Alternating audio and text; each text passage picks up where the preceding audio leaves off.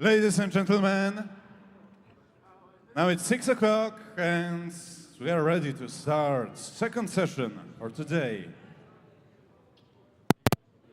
Bout number 307. Into the red corner, women's fly, 48-51 kilogram. Please welcome boxer from Poland, Daria KUBICKA. Well, a very warm welcome once again to the Leginov Hall here in Kielce in Poland, and you join us for the 13th session of boxing. It is quarter-final action all the way, and we kick things off in the women's 51 kilogram flyweight division. This one between boxers from Poland, United States and India. 2 Scotland, 3 Armenia, 4 Sri Lanka, and 5 Argentina. Referee Radoslav Simon. So we will have 5 judges using a 10-point must system seated around the boxing ring, scoring this one and each and every contest, of course. In this particular bout, they're from the United States of America, Scotland, Armenia, Sri Lanka, and Argentina.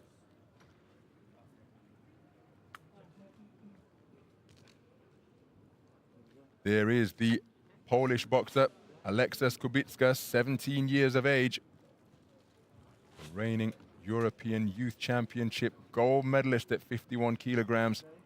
That title coming in 2020, the same year she took national youth gold at 51 kilograms as well. Her opponent is also a continental champion. In 2019, CHANU from India was the Asian youth champion at 51 kilograms. The same year, she took national youth bronze at 51 kilograms, but has enjoyed title success in a junior classification the year before in 2018 at 52 kilograms. Radoslav Simon is the referee. And I am indeed Ronald McIntosh. I'll be your commentator here for the action in Ring A. We've also got action taking place in Ring B. My colleague Andy Clark is on commentary duty in that particular ring. And of course, subscribe to the AIBA YouTube channel where you will see live streaming, plenty of archive content, and specifically made content surrounding this and other AIBA entities.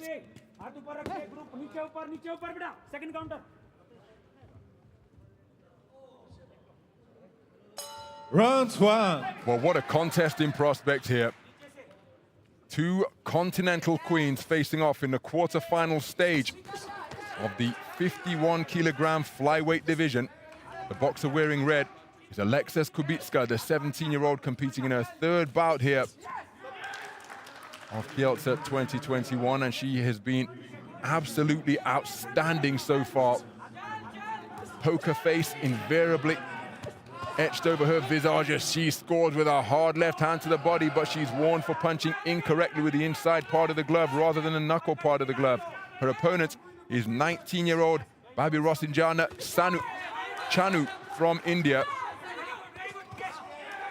Both of these boxers 1 win away from a place in the semi-finals and therefore a guaranteed medal. Remember, both eventual beaten semi-finalists will come away with championship bronzes in AIBA boxing, and there's a good left hand to the body landed by CHANU.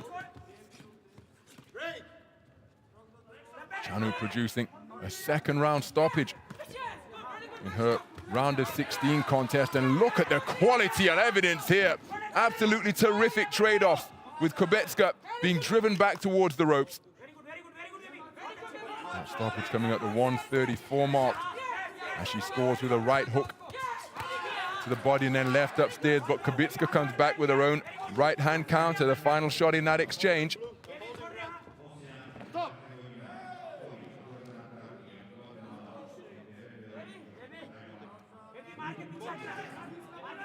So beyond the midpoint of the opening round, and what an opening round it has been so far. Plenty of thinking in evidence as, again, CHANU goes downstairs to the body with an eye-catching shot, but a trade-off ensues. Good left jab landed by KUBICKA, then an arcing right hand. As CHANU tucking up behind a peekaboo guard and looking to find holes in the defense of the woman in red. Corkscrew left hand followed by a left uppercut and then a right cross with a cracking combination from CHANU. Terrific punch picking in the pocket by the woman in blue.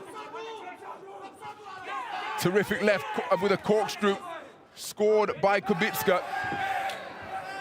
And that's really untidy between the two of them. Let's hope that both of them are okay.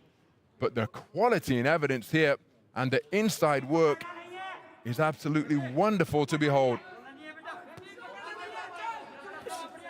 So KUBICKA just short with the right cross on the resumption. CHANU, her right hand was right on the money.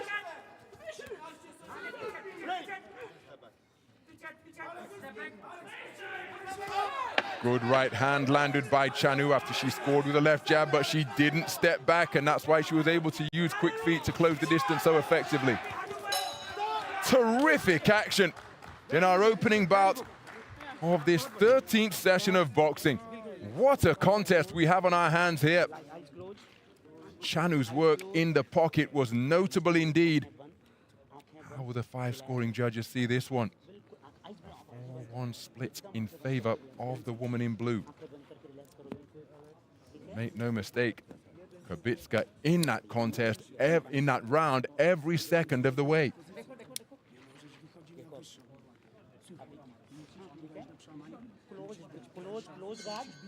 नीचे ऊपर मारना है, पीछे आना है, फिर मारना है, ठीक है? उसके सामने पकड़ना नहीं है, पकड़ना नहीं है। हमारे पास है, लेकिन लगातार अटैक होना है। क्या करेगी? ये भी क्या करना है? Seconds out, please. हाथ गार्ड में रखो। बहुत बढ़िया बेटा, very good. हाथ गार्ड में रखिए बेटा, ऊपर नीचे मार। Round 2. So into the second round then, and both boxers march out to the center of the ring and face off once again. But it's CHANU who is picking up punches with real good effect in the pocket, and look at the movement she's employing, currently going to her right, counterclockwise, as KUBICKA looking to establish her range. Working away with a free hand to the body is CHANU, and KUBICKA, well, I'm not quite sure, well, she tries to work away as well. For a moment, I wasn't sure what she was doing, either holding on or looking to push off. But while she was holding, oh, that's another untidy tangle, my goodness. Armbar applied by CHANU, forcing her opponent down to the canvas. Now she's gonna have to watch how she conducts herself here, CHANU, because she's proven to be a really adept punch picker in the pocket, but you cannot take your forearm and drive it under the chin of your opponent. Very dangerous indeed. As the action resumes with a minute gone. Flashing hooks landed on the inside. KUBICKA just coming out second best in these exchanges so far, because CHANU is quicker on the draw, beating her to the punch with some consistency during the minute gone in this round so far. CHANU's really got to watch how she conducts herself up in the boxing ring for my money. She's getting herself a breather here. But the referee has spoken to her repeatedly about the infringement of holding. Both boxers not heeding the command to step back. Halfway through the second round, terrific burst of punches to the body once again. CHANU perhaps coming in with her head as she drove it underneath the chin of KUBICKA. So KUBICKA trying to get her boxing going, but she's consistently being beaten to the punch. And during the trade-off, oh, that's a right uppercut on the inside. Now, was the command of break issued? We're behind closed doors here, but there is a terrific atmosphere at the Hala Legianov, and that is, again, an armbar applied with the wrist and forearm of CHANU.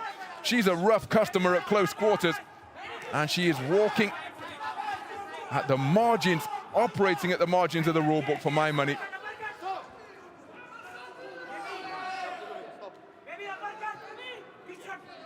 So CHANU stealing a glance to her corner.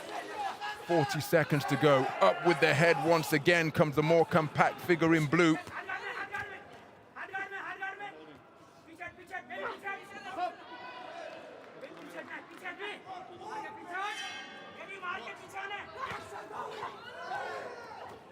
Well, KUBICKA hasn't been able to find the rhythm or flow that has been so characteristic of her boxing through her completed bout so far. This is their third bout of Kielce 2021, remember.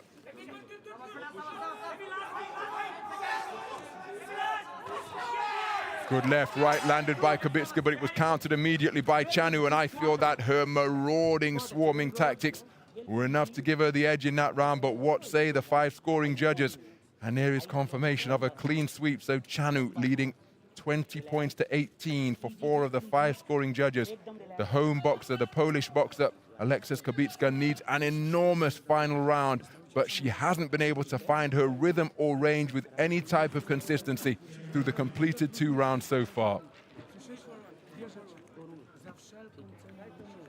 And in addition to the accurate punch picking like that, where CHANU has invariably been quicker off the mark, she's been rough on the inside as well.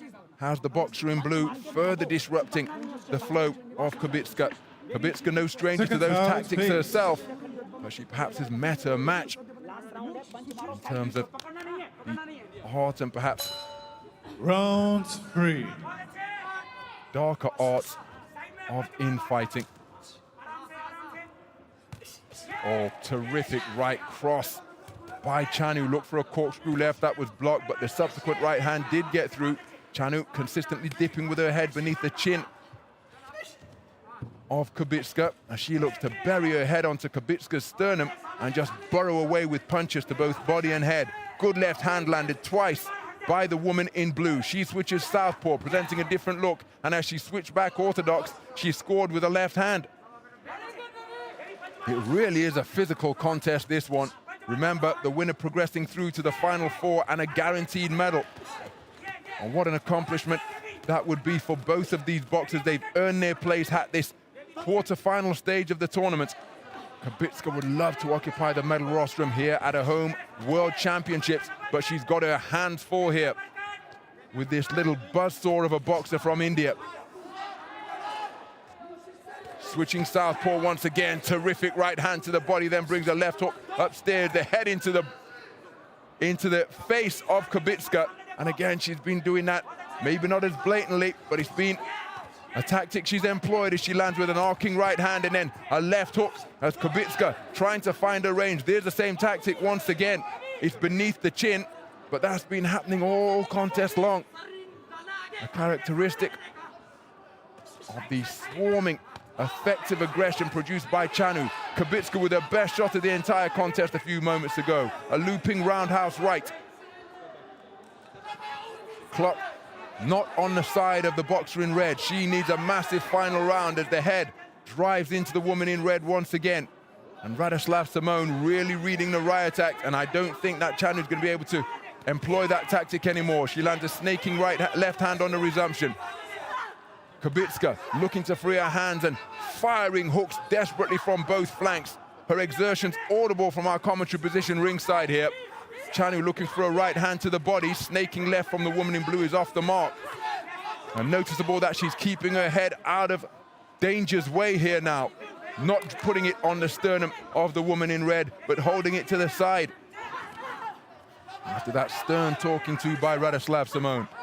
Kubickka made to miss with the right hand and then hit by a left jab as switching her feet in front of her opponent is CHANU. CHANU controlling things terrifically. Burst of punches to the body is an impressive salvo. Punches coming from both flanks, tickling the ribs of the woman in red.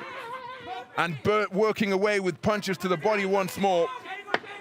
10-second clapper has sounded, and Kubickka's home World Championships, as she's caught by a check left hand, is going to come to an end right here at the semi-final stage, because CHANU has produced a quite magnificent display of non-stop educated pressure. Quicker on the draw, the first to the punch, and consistently landing shots to both head and body while completely disrupting the flow of Aleksa Kubickka. She gave it absolutely everything she had in pursuit of a place in the semi-finals here tonight. But CHANU proved to be the better boxer here at the quarter-final stage, and one suspects it will be India who will have an athlete in the semi-final of the 51-kilogram flyweight tournament for women. Terrific display by the woman in blue. Let's get confirmation.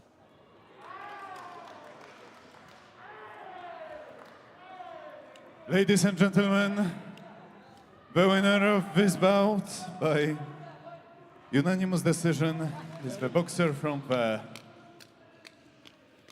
blue corner, Babyrojisana, CHANU, NAOREM. And there is confirmation of a unanimous point decision victory for Babyrojisana, CHANU of India, the 19-year-old outpointing her fellow continental queen with a brilliant display of swarming, effective, intelligent aggression, and that is how she did it. It is CHANU who has guaranteed herself a championship medal here at Kielce 2021. Disappointment for Alexis KUBICKA, but let's give her credit for the terrific display she produced to get herself through to this quarterfinal stage, but that is where her tournament comes to an end. Ladies and gentlemen, now it's time for bout number 308 in Ring A. Women's flying 48-51 kg. Into the red corner, please welcome boxer representing Ecuador, GOMEZ Genesis. We remain in the 51 kg flyweight division, and our next contest is between boxers from Ecuador and Italy. And his opponents representing Italy in blue corner, AYARI, Lucia, Elen.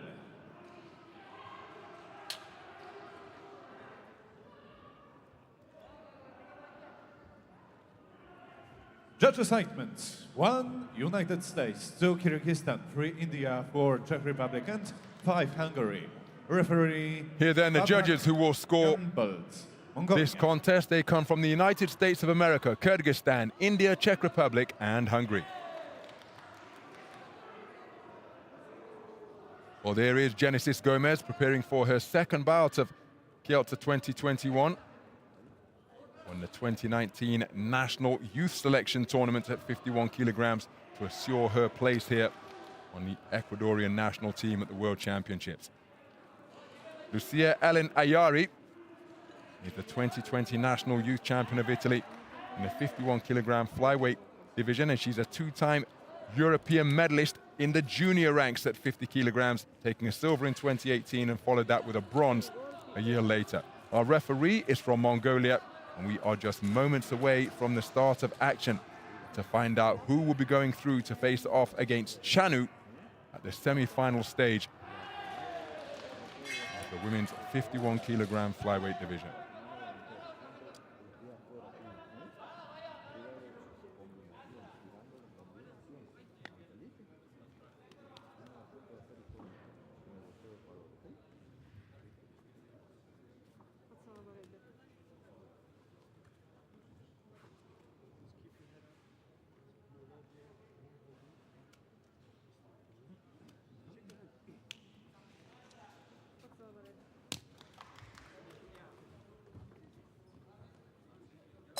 Rounds 1.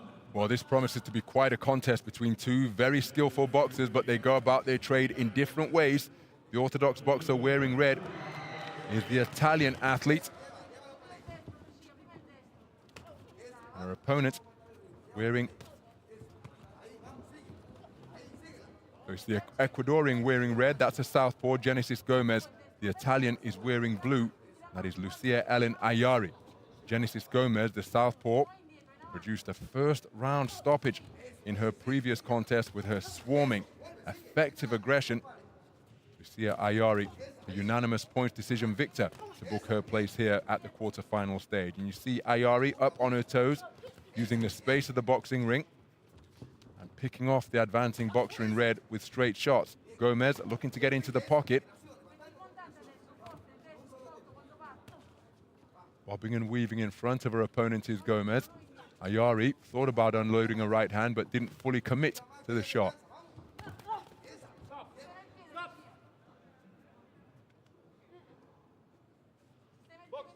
Well, lead legs will often tangle when a southpaw and orthodox boxer share the ring, and as you see, GOMEZ step onto the lead left foot of AYARI once again. Beautiful corkscrew left landed by AYARI, but it was countered by a single shot success from GOMEZ. Battle of the lead legs, always interesting when an orthodox and port-sided fighter meet in a ring. And the key so often to have your foot on the outside, so you've got that space of the ring to move into. If the boxer with their foot on the inside, well, by definition, their avenue to the outside is cut off. Left cross not too far away from GOMEZ. As AYARI looking to keep her on the end of straight punches. Left cross is a nice shot from the woman in red. Same shot once again, which was far more effective as GOMEZ found a range behind the right jab. Looking for the same shot once more, and she's following it up, doubling, tripling up the attack, coming in multiple phases. Good portion of the round for Genesis GOMEZ. Exchange of shots on the resumption after the intervention by the referee.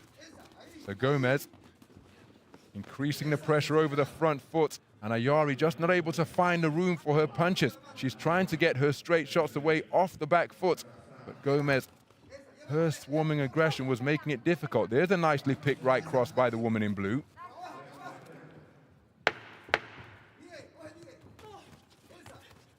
Exchange on the inside of flailing shots on the sound of the 10-second clapper as GOMEZ continually coming forwards and having repeated success with that right, left, out of the southpaw stance. Right jab, left cross, and that became a really profitable combination for her in the closing stages of the round, but not enough to overturn the good work and punch picking produced by AYARI in the first 2 minutes and change of the first round. But that's the success that GOMEZ was having in the closing stages of the first. But earlier on in the round, AYARI was able to pick off the advancing boxer in red with some straight punches.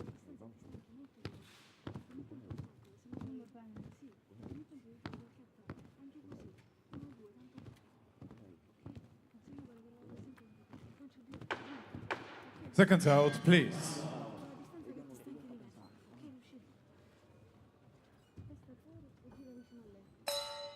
Round 2.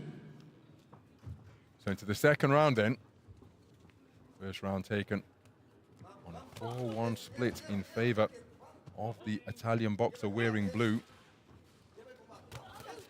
Nice right hand landed by AYARI. As GOMEZ trying to get over the front foot once again and got the better of that exchange as the two boxers came together.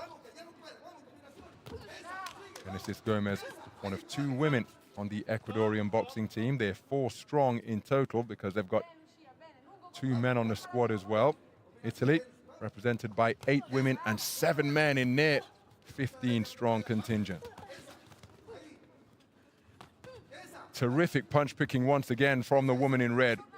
And it's the same combination repeatedly, and the left hand continues to crash home as she gets the better of that exchange by having the greater volume of successful punches. On the front foot once again, continuing to crowd AYARI, as AYARI turns the tables intelligently, and she scores with a couple of straight shots of her own, but GOMEZ straight back into the pocket, looking for that same combination that has served her so well. Final shot of that exchange was a left jab from AYARI. GOMEZ working away with punches to the body, lands with a flashing right hook upstairs out of that southpaw stance, and another one, and now bringing the hooks into play and backing up AYARI to the neutral corner just above our commentary position.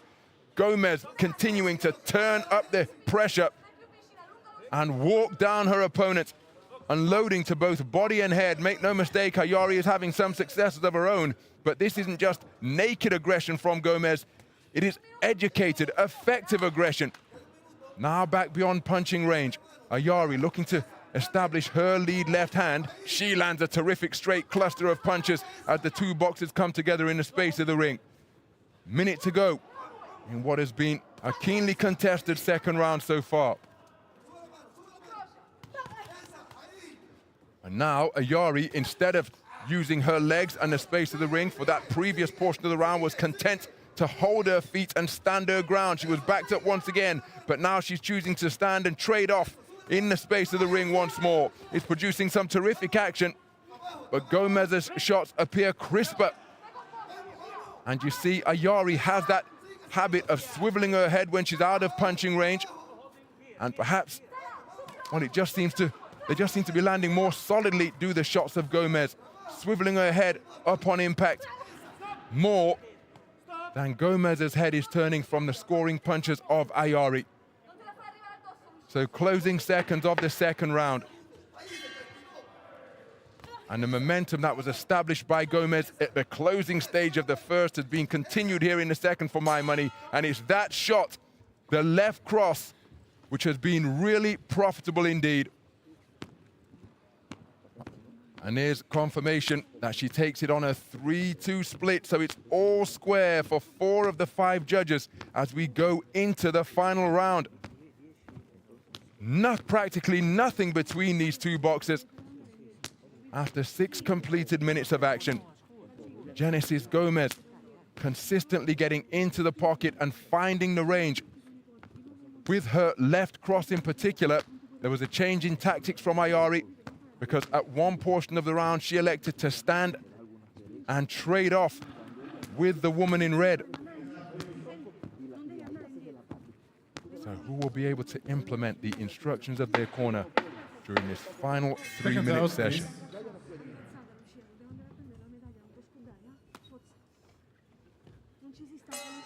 Round 3. So into the 3rd and final round we go. 51-kilogram flyweight action to determine who will be going through to the medal stage. And look at the ferocious trade-off between both boxers in the space of center ring. And it's GOMEZ who's looking to back up AYARI, but AYARI getting her stance back beneath her and comes back into the fray with a terrific right hand. But GOMEZ continuing to walk her way forwards and is letting the greater volume of punches go. Terrific action in the first 30 seconds of this final round. Good right hand on the resumption from AYARI, and again, but back comes GOMEZ as the two boxers continue to let leather fly, producing an action-packed 3rd and final round. Oh my goodness, the chins of both boxers being picked off cleanly.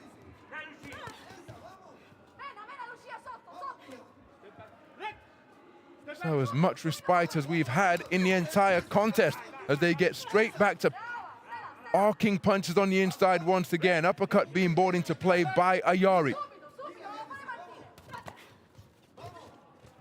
Well, no space of the ring being used in this 3rd and final round so far.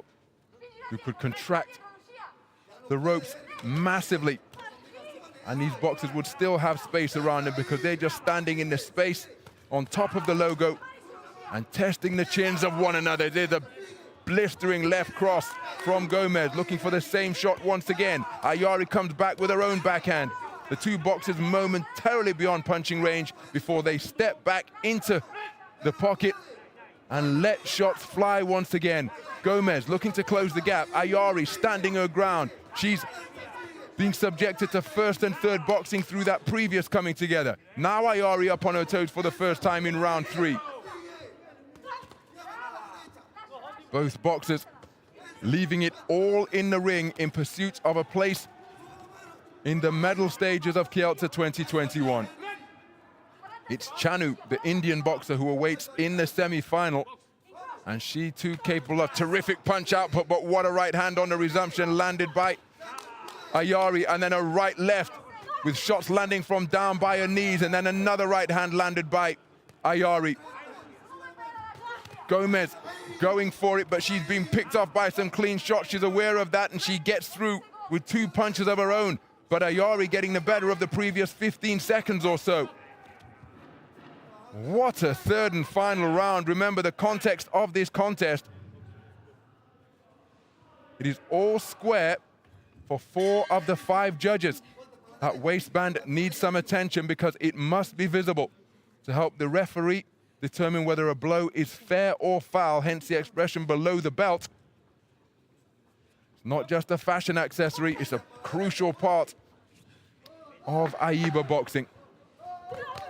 Terrific shots exchanged by both as they continue to jolt the head back of their opponents. Right up until the final bell, they continue to compete. Wow, what a blistering final 3 minutes.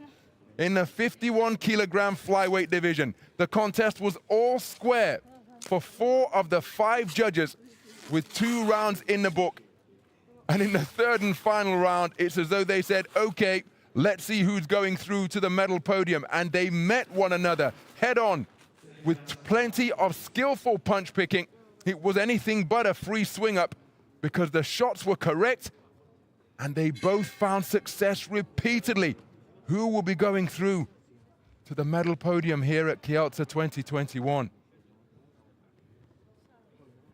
Ladies and gentlemen, the winner of this bout by unanimous decision is the boxer from the blue corner. And it is AYARI, Lucia Elen AYARI, the 17-year-old from Italy, through to the semi-final stage with a unanimous point decision victory, 28-29 for 4 of the scoring judges. That's how close the contest was. She's acknowledging all sides of the arena here at the Hala Legionov, and we're going to see her in the rope square once again. Terrific performance by her, but let's give credit to Genesis GOMEZ, who was absolutely sensational herself in that contest. The two stars combining for a scintillating affair, but it is AYARI who goes through. Now it's time for bout number 309. Women's light welter, ring A, 60-64 kilogram. Into the red corner, please welcome boxer from Ukraine, Maryna STOIKO.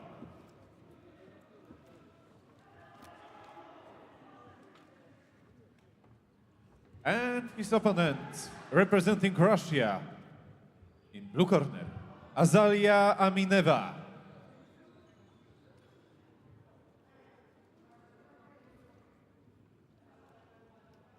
So we move up to the 64-kilogram light welterweight division for women.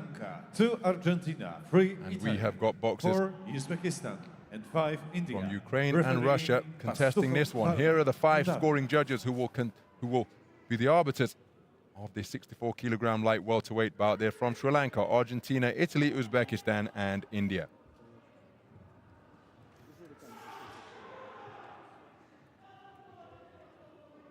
Well, there is Maryna STOIKO. The 18-year-old boxer from Ukraine comes in here as the 2020 European Championship silver medalist. And the woman in the other corner is the one who bested her in that 2020 European Championship youth final. But she came away with championship gold in that tournament. Valery Pastuhov of Moldova is the referee.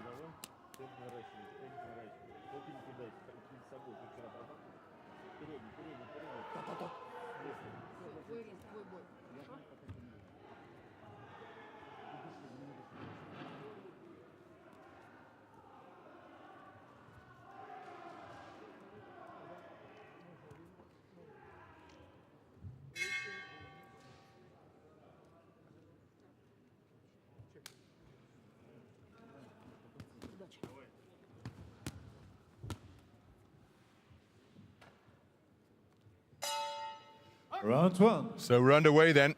2 familiar rivals facing off for a place in the final 4 of the women's 64-kilogram light welterweight tournament. They met in the final of the Continental Youth Championships in 2020. And on that occasion, it was the woman wearing blue, the southpaw from Russia, Azaliia AMINEVA, who came away with championship gold. The woman who occupied the silver medal rostrum in that championships is Maryna STOIKO of Ukraine. She, 18 years of age, AMINEVA, 17 years old. And how much significance will that encounter in the final of the continental event have on the outcome of, or not just the outcome, but how this one is contested? Plenty of familiarity between the pair, who for the next 9 minutes are foes in pursuit of a place on the medal rostrum here at Kielce 2021.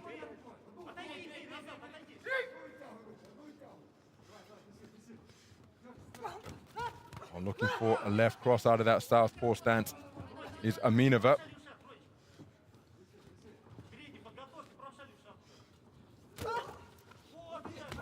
Oh, terrific shots out of that southpaw stance from AMINEVA, snaking them upwards in lashing fashion.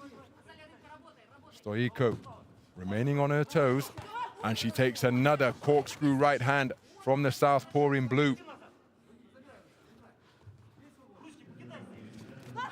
Get the sense that point-scoring punches could well be at a premium during the course of this contest, such as the respect for one another as STOIKO goes looking for a right cross. now looking to alter her footwork, present a more dynamic figure in front of AMINEVA.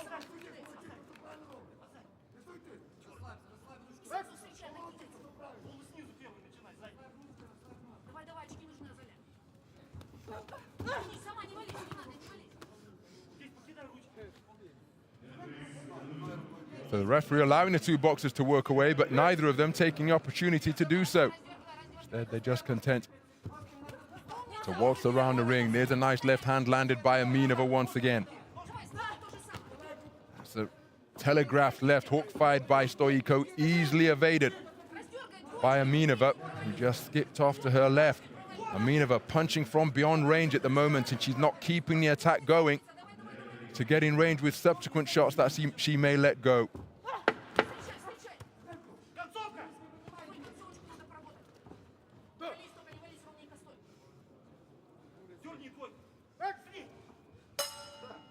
First round in the book. Some eye-catching punches picked by the tall southpaw in blue. And that is how she has swept the opening round, 10-9 for all 5 scoring judges. Some of the action from that first round.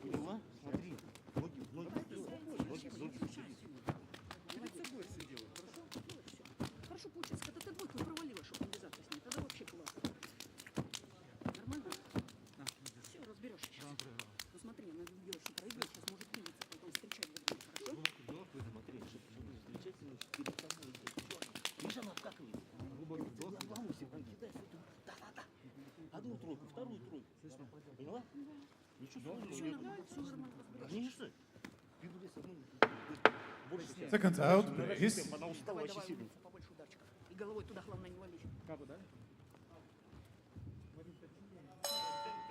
Round 2. Into the second round we go then. In terms of for tournament purposes, a perfect number of 16 boxers comprise the 64-kilogram light welterweight division as they come together once again, and AMINEVA having the final word with a corkscrew left hand.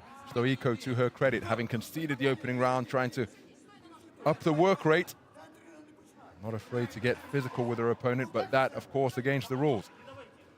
Throw her to the canvas like that. We had a perfect number of 16, so this, the second bout for both of these boxers here, one win away from the medal rostrum. And there's plenty of industry from STOIKO. She's quick with her feet, she's dynamic with her movements, but she's not been able to find the range with any sustained regularity. And for the most part, this is what she's been doing, letting her punches go beyond range, and so falling short on a consistent basis. She takes a trip to the canvas after she was cuffed in that direction.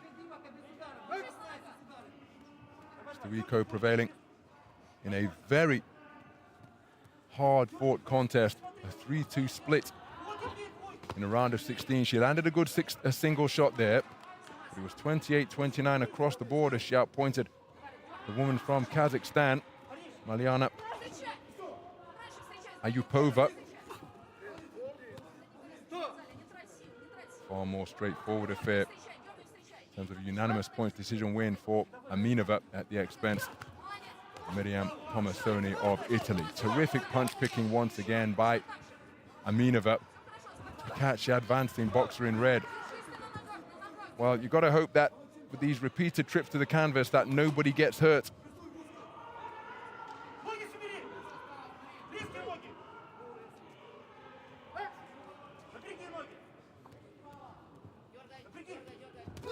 The Moldovan referee communicating in Russian.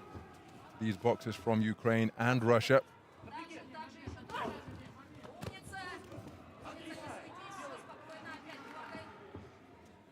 So STOIKO breathing through an open mouth, trying to inch her way back into punching range, but it's a clever left hand picked by AMINEVA. And STOIKO, while she's electing not to work away here, and given the way she was breathing, maybe just welcoming the brief respite that comes about when you're in that type of territory. But she's not been able to find any clean offense. And she's running out of time here in this second round to turn things around. Having conceded the opening round unanimously, Racing back into the pocket, lands with a cuffing right hand around the corner. But I think the greater amount of quality came from the woman in blue during the course of that second 3-minute session. And with 2 rounds in the book, it is AMINEVA who has amassed a 2-point lead for all 5 scoring judges. 2018 across the board. STOIKO has got to do something drastic and different in the final 3 minutes.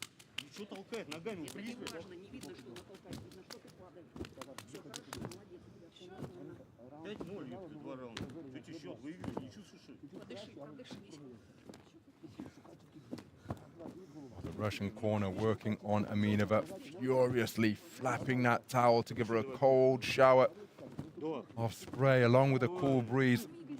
And the exact same movement being replicated, different stroke, but the intention and the movement the same.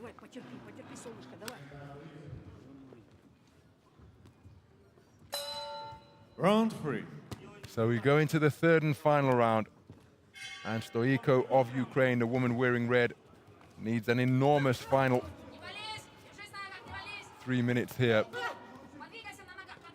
First 2 rounds have been conceded because she shaped up nicely. She clearly knows. Whoa, now that's bang out of order. My goodness.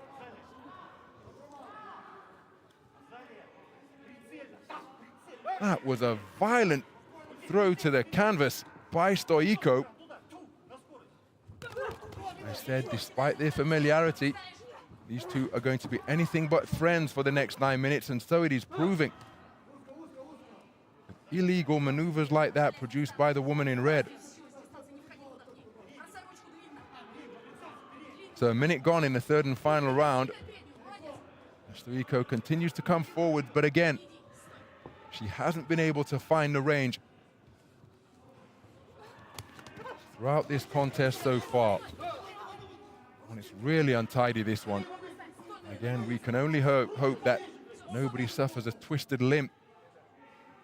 The amount of times that the boxers have touched down and find themselves entwined in rather ungainly looking circumstances. But the desire demonstrable from both boxers, but STOIKO, she's cleverly tied up by AMINEVA. STOIKO not able to find the shots that she needs.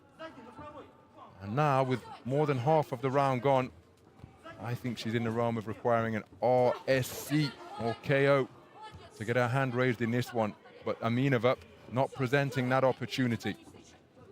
Using the space of the ring, runs forward and scores with 2 left hands.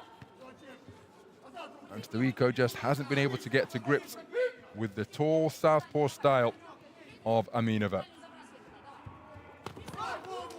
Solid shots landed by both boxers during the course of that coming together.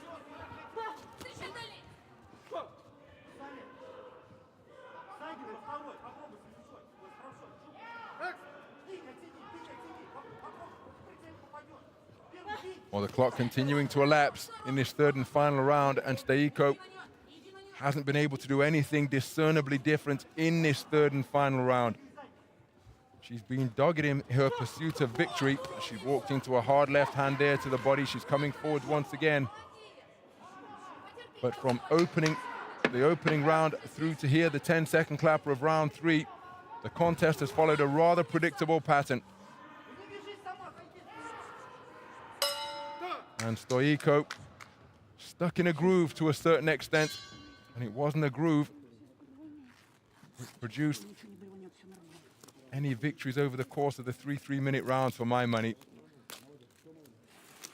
Simply couldn't find any effective offense to disrupt the rhythm and flow of the southpaw wearing blue. And from my perspective, it is AMINEVA who will be going through to the final 4.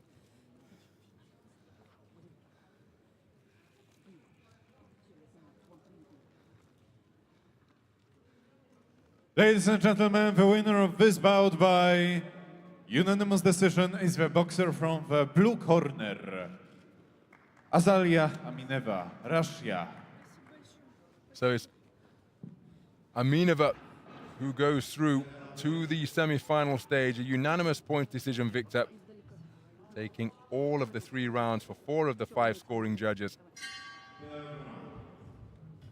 And the rematch here on the global stage followed the same pattern that ensued on the continental stage, when it was AMINEVA who prevailed in the European Championship final to become the European Youth Champion, and that is how she did it. STOIKO eliminated, and it's AMINEVA who will go through and guarantee herself a championship medal here. In the ring K, women's light welter, 60-64 kilogram. Into the red corner, please welcome boxer from Romania, Iulia GUTA.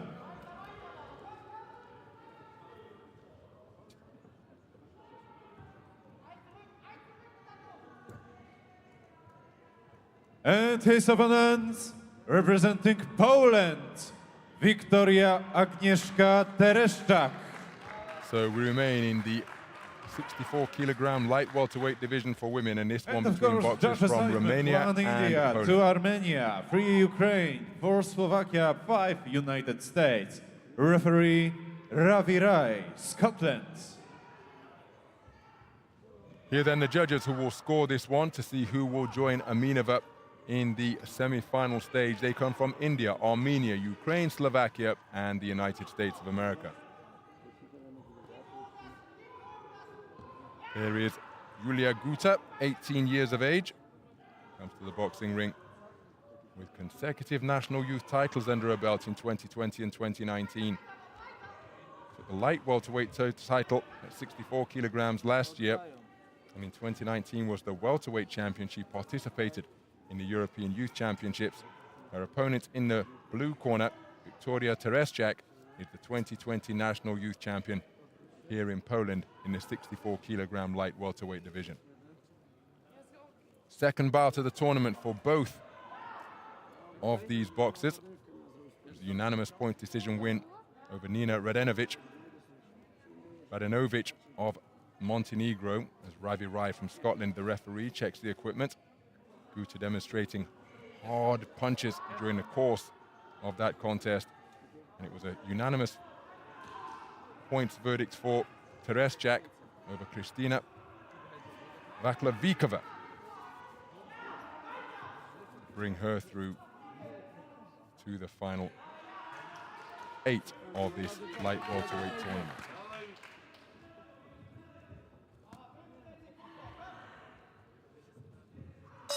Round 1. So we're underway then. Quarterfinal action in the women's 64 kilogram light welterweight division.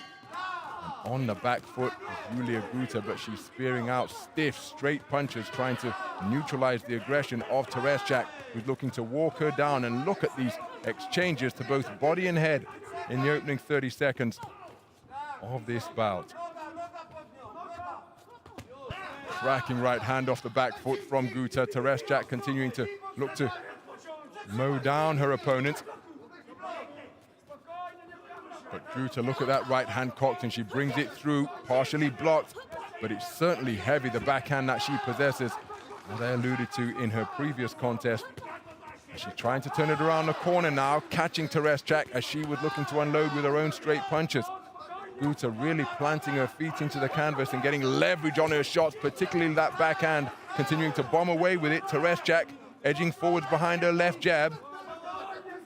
And GUTA, well, she's finding herself pinned to the ropes on just about all sides of the ring. She then goes downstairs to the body, and look at that jab between the high-held hands of the woman in blue.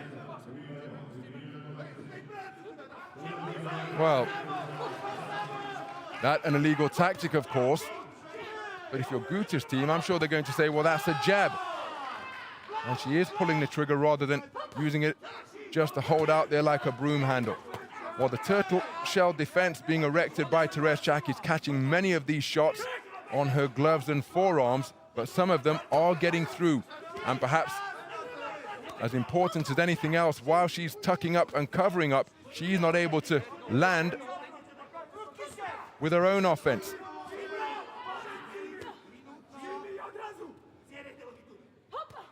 Same peekaboo defense being erected once again by TERESZCZAK. She then looks for a speculative right hand, gets through with the left hand, which was delivered rather incorrectly, as GUTA looking to continue to change the angles of delivery with her punches. Good work to the body from the woman in red, countered immediately by body shots from the woman in blue. And you see, that's a measuring jab for my money, trying to get it through the hands that are bracketing the head of TERESZCZAK. She continues to bomb away with the right hand, but many of the shots are being buffeted by effective defenses. Same tactic once again, she continues to hammer away, and that's smart boxing from GUTA, going down to the body. What she's spoken to about the shots being south of the border. Didn't appear to be so from my position, but the referee far closer than I. Boxing off the back foot still is GUTA, being put under pressure. There's the 10-second clapper. She lands a hard right hand with her back to the turnbuckle in the neutral corner, just above our commentary position.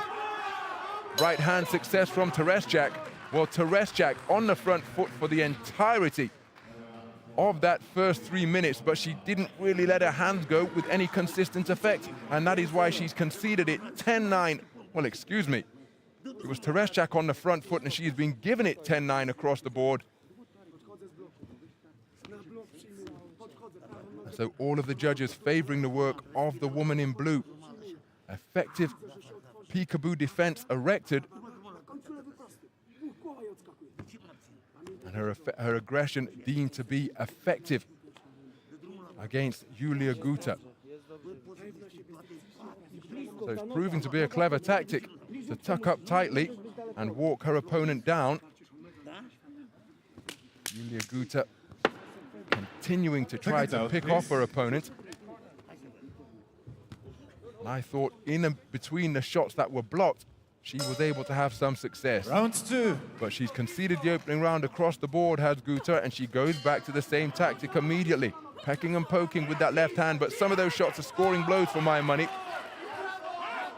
TERESZCZAK looking to walk down her opponent once again. She scores with a solid single left jab to back up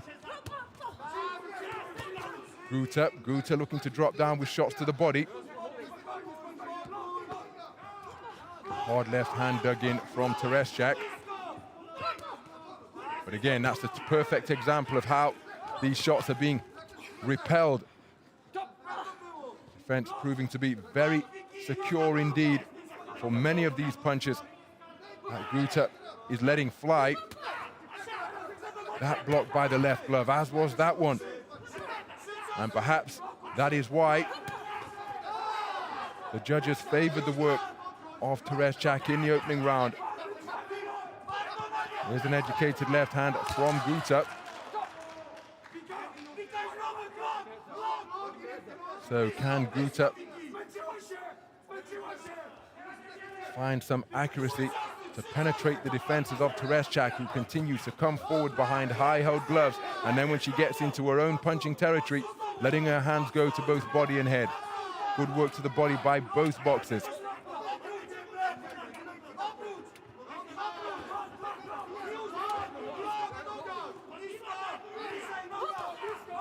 Again, how many of those were scoring shots? That left hand to the body appeared to be one.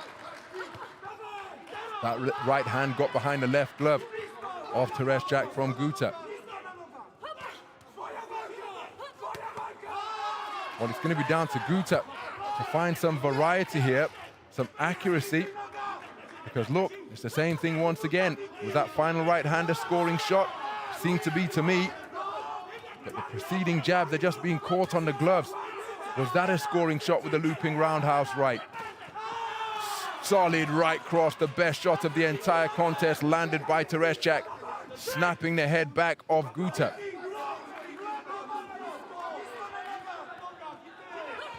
Good work to the body, perhaps straying low, but again, TERESZCZAK come forward with an eye-catching two-shot salvo. The right cross, pile driving its way through. Right hook landed on the inside, but then following through with the forearm was TERESZCZAK. Referee Ravi Rai on that infringement immediately. So the peekaboo defense being employed, proving to be unbreachable despite the volume of shots that GUTA is throwing. How many of them were scoring shots? And if the defenses are proving to be that effective, then this is a very clever display from TERESZCZAK. It's a brave display because she's keeping her composure with the bombs flying around her, and that is how she has taken 2 completed rounds with just 3 minutes to go. Don't think there's any doubt that GUTA is the busier boxer. But the shots continuing to bounce off gloves and forearms, and they are not scoring shots. But that right cross most certainly was.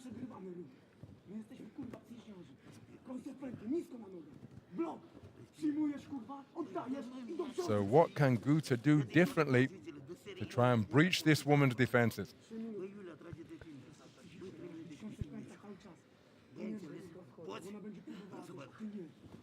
I don't think there's any doubt about the punch output Second out. of Iulia GUTA, but she's got to find a way to get through the barricade that is being erected by TERESZCZAK. Round 3.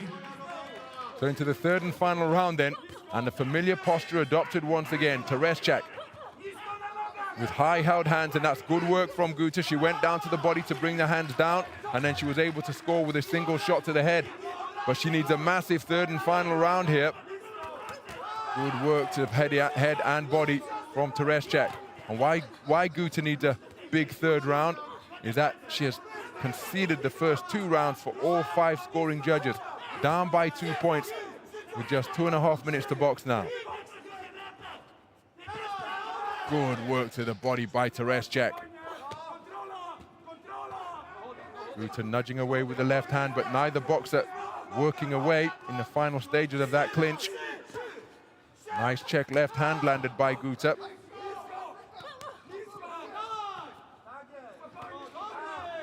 Well, she's been continually attempting to knock on the door, has GUTA, leading with her left hand, firing away with her right. There's been a greater volume of shots now. For me, those got through the defenses of the woman in blue. But she really is doing a good job of tucking up tightly, and it's going to be down to GUTA to show some variety, some imagination, which she's done on occasion, but she hasn't been able to sustain it. With hands and elbows that high, the body is surely open to feast upon for GUTA, but she's continuing to headhunt as TERESZCZAK lands a good shot to the body. Here's a right hand, which is a scoring blow for GUTA.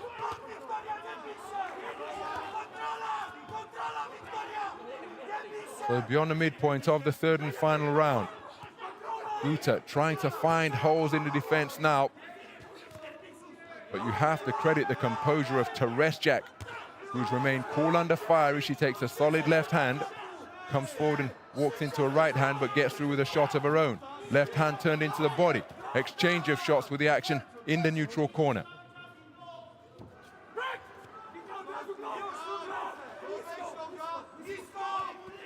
Good work to both body and head from the woman in blue. Greater variety required. More imagination in the work of GUTA, because she keeps continuing to just use sheer force to try and bring those arms down. But as long as they're being caught on the arms, they won't be deemed as scoring blows. Left hook misses and winds up over the top rope from TERESZCZAK.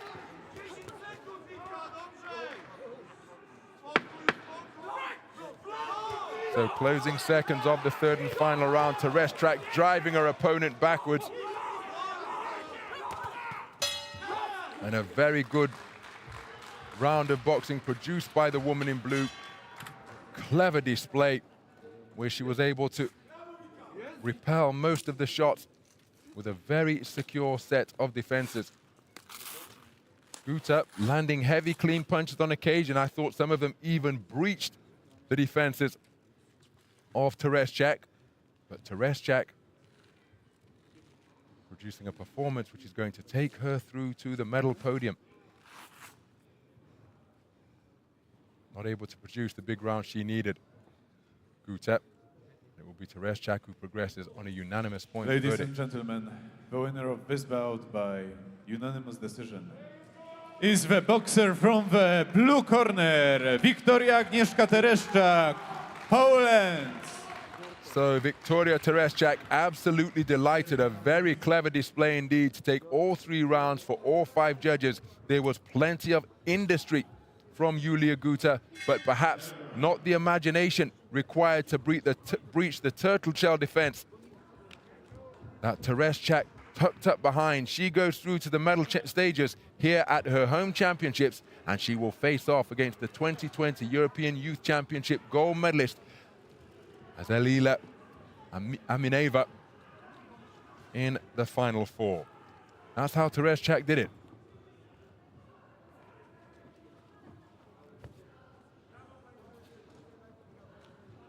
Ladies and gentlemen, now it's time for bout number 300. Now it's time for bout number 311. Women's middle, 69.75 kilogram. Into the red corner, please welcome boxer from Ukraine, PISKUN Raisa.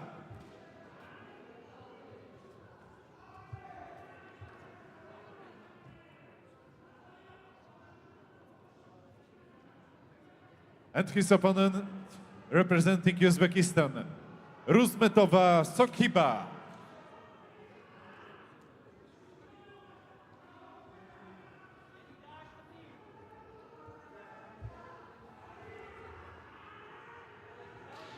Now it's time for judge assignments. 1 Kyrgyzstan, 2 Argentina, 3 Czech Republic, 4 Hungary, and 5 Mongolia. Referee Badilonga Luca, Italy. Well, we move up to the 75 kilogram middleweight division for women, and this one between boxers from Ukraine and Uzbekistan. There are the judges scoring this one. They come from Kyrgyzstan, Argentina, Czech Republic, Hungary, and Mongolia. There is Raisa PISKUN. It's day 7 of Kielce 2021, and this her first bout of the tournament. Had just 9 boxers making up the women's 75 kilogram middleweight division. So there was 1 bout in a round of 16, and it was this woman who competed in it. Sokiba Rusmetova, 18 years of age.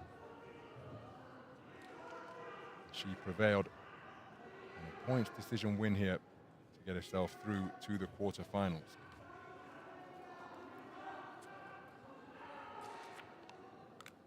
Luca Badilonga of Italy is the referee.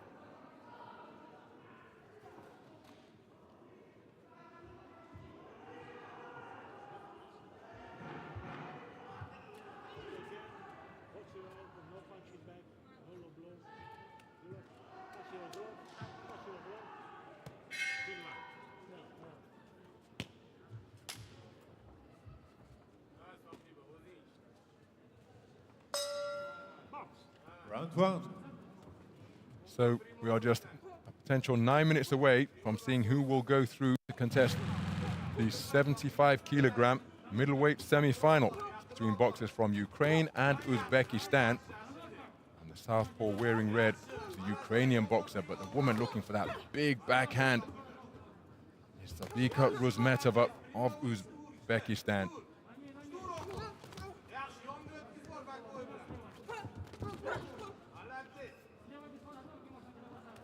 Opening 30 seconds of the first round. And Rusmetova really looking to find that right hand a home against the southpaw wearing red.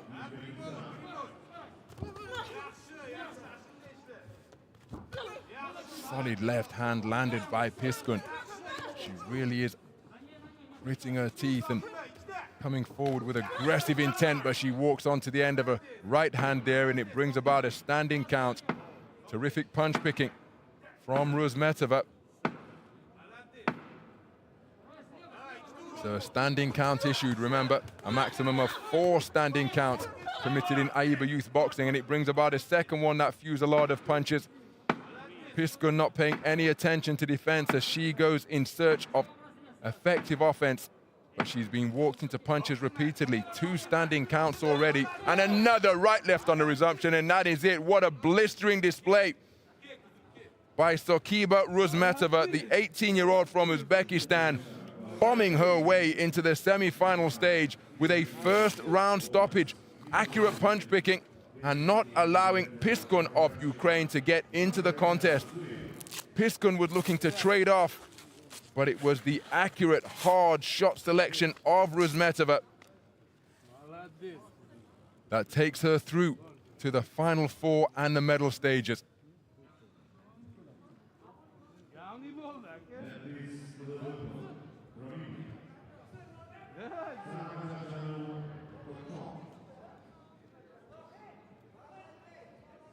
Ladies and gentlemen, winner of this bout by RC first round is the boxer from blue corner, Rozmetova Sokiba, Uzbekistan.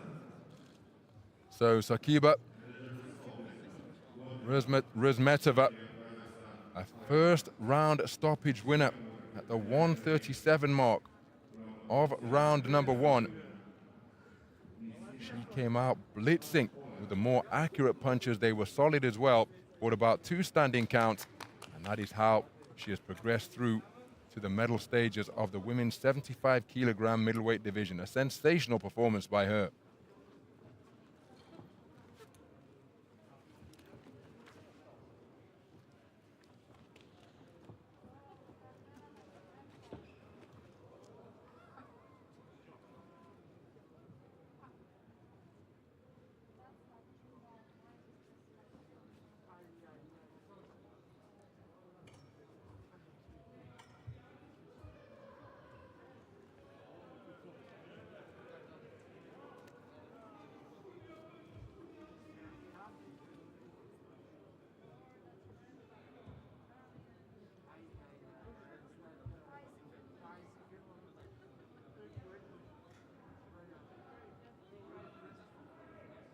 Ladies and gentlemen, now it's time for bout number 312 in ring A. Women's middle, 69-75 kilogram. Into the red corner, please welcome boxer from Hungary, VARGA Boglarka.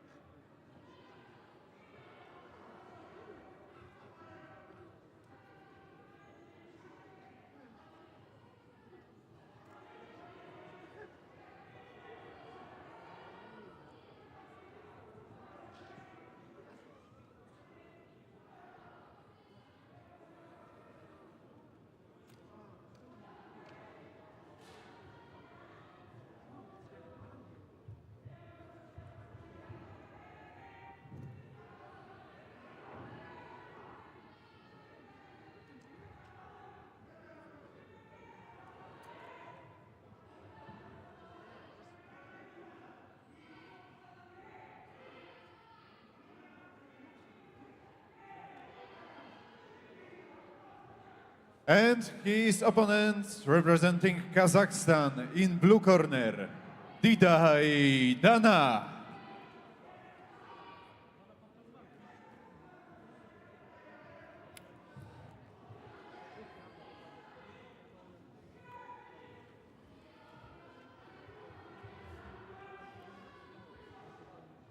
So they're the judges who will score our final middleweight contest of this 13th session of boxing.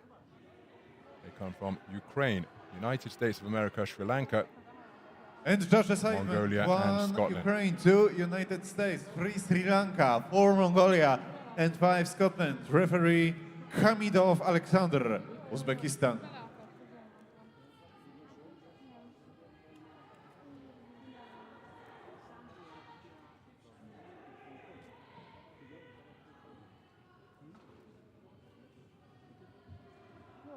So there is Boglarka VARGA, 18 years of age in 2 days' time. Comes in as the 2020 National Youth Champion up in the 81 kilogram light heavyweight division. Dropping down to compete as a 75 kilogram middleweight here. Her opponent in the blue corner, is 18 right now, and that is Dana Gidai, the reigning 2021 National Youth Champion in the 75 kilogram weight class in her homeland of Kazakhstan. Also comes in as the continental champion in the junior classification, having taken that continental title in 2019. So plenty of credentials amongst the accomplishments of these two skillful teenagers.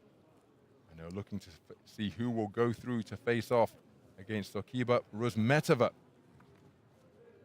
after her sensational first round stoppage victory in her quarterfinal.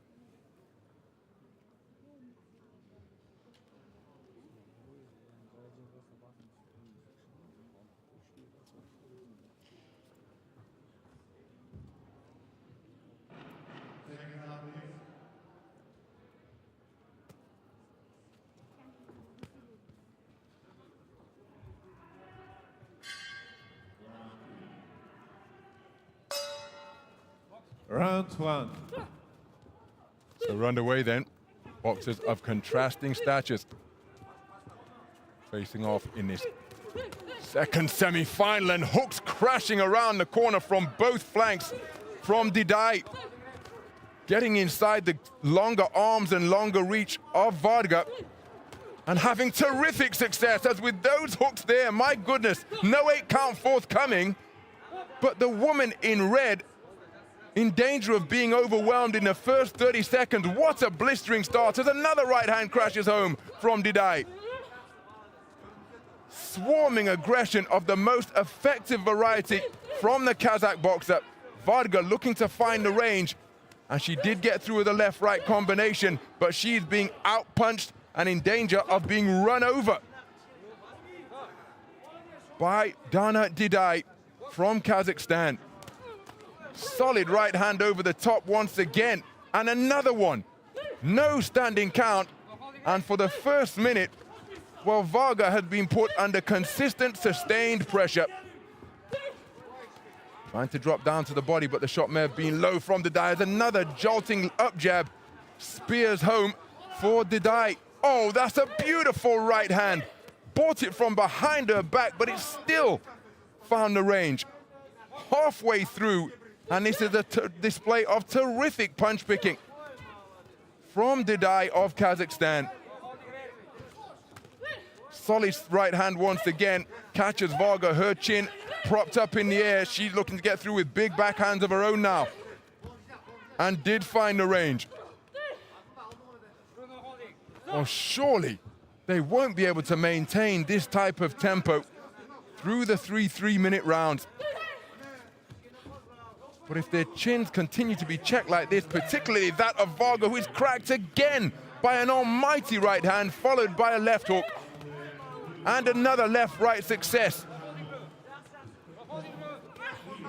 Didai put absolutely incredible accuracy with her punching. And that's because VARGA's target, while it's not proving to be elusive or evasive, well, I'm absolutely stunned that there's been no standing count issued, given the volume of punches that have been shipped by VARGA over the course of this round so far. Some adjustments required to the ponytail of the woman in red, so a respite for both boxers, but of course it is for both boxers. It may benefit VARGA more, but she walks into a left jab on the resumption, and another one with herself pinned to the ropes. Firing away with terrific ferocity from both flanks is Didai. VARGA trying to punch her way into this contest. She's had sporadic success, but make no mistake, the dominator of this opening round has been the woman in blue. Wow, what a blistering 3 minutes. And there may be a part of Didai thinking, well, what is keeping this woman up on her feet and in the contest? Didai taking it 10-9 across the board.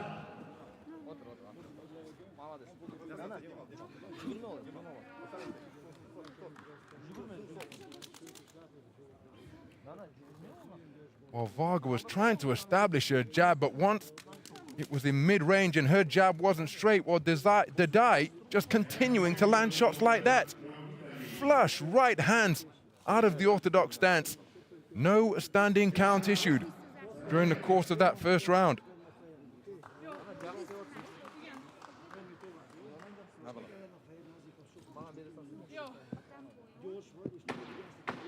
Seconds out, please.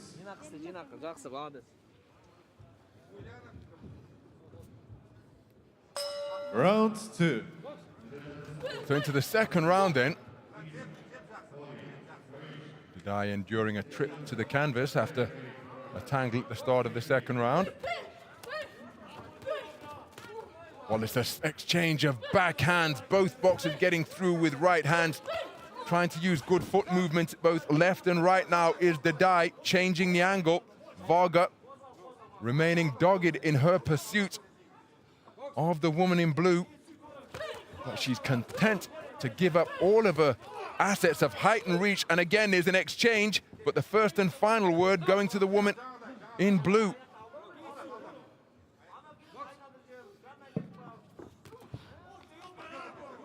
They're breathing audible from our commentary position. There's another right hand crashes home on a chin that is up in the air and totally unprotected. Varga paying very little attention to defense and perhaps deciding that offense is the best form of defense as she lands an arcing right hand of her own. But she has been hit hard and often on a chin that is wide open. Varga has success of her own. She is incredibly tough, Varga. But again, toughness, an essential part of all sports and boxing in particular. I'm not sure it needs to be exhibited like this. Varga not demonstrating any instinct to move out of the way of the punches and just continuing to rely on the strength of her chin to remain in this contest.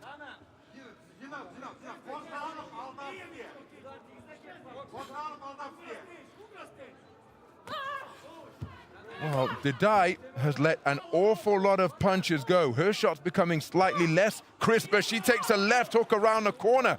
And is she beginning to run low on energy because she has let so many punches go, but her determination as she bites down, she still gets the better of that exchange, but now Varga willing her way forwards and backing up Dadai. Dadai cleverly ducks out of there, but Varga trying to edge her way back into this one by merely outlasting Dadai, but both boxers feeling the pace now, and unsurprisingly so, because for 2.5 rounds, it has been non-stop punching, and these are 75-kilogram middleweights.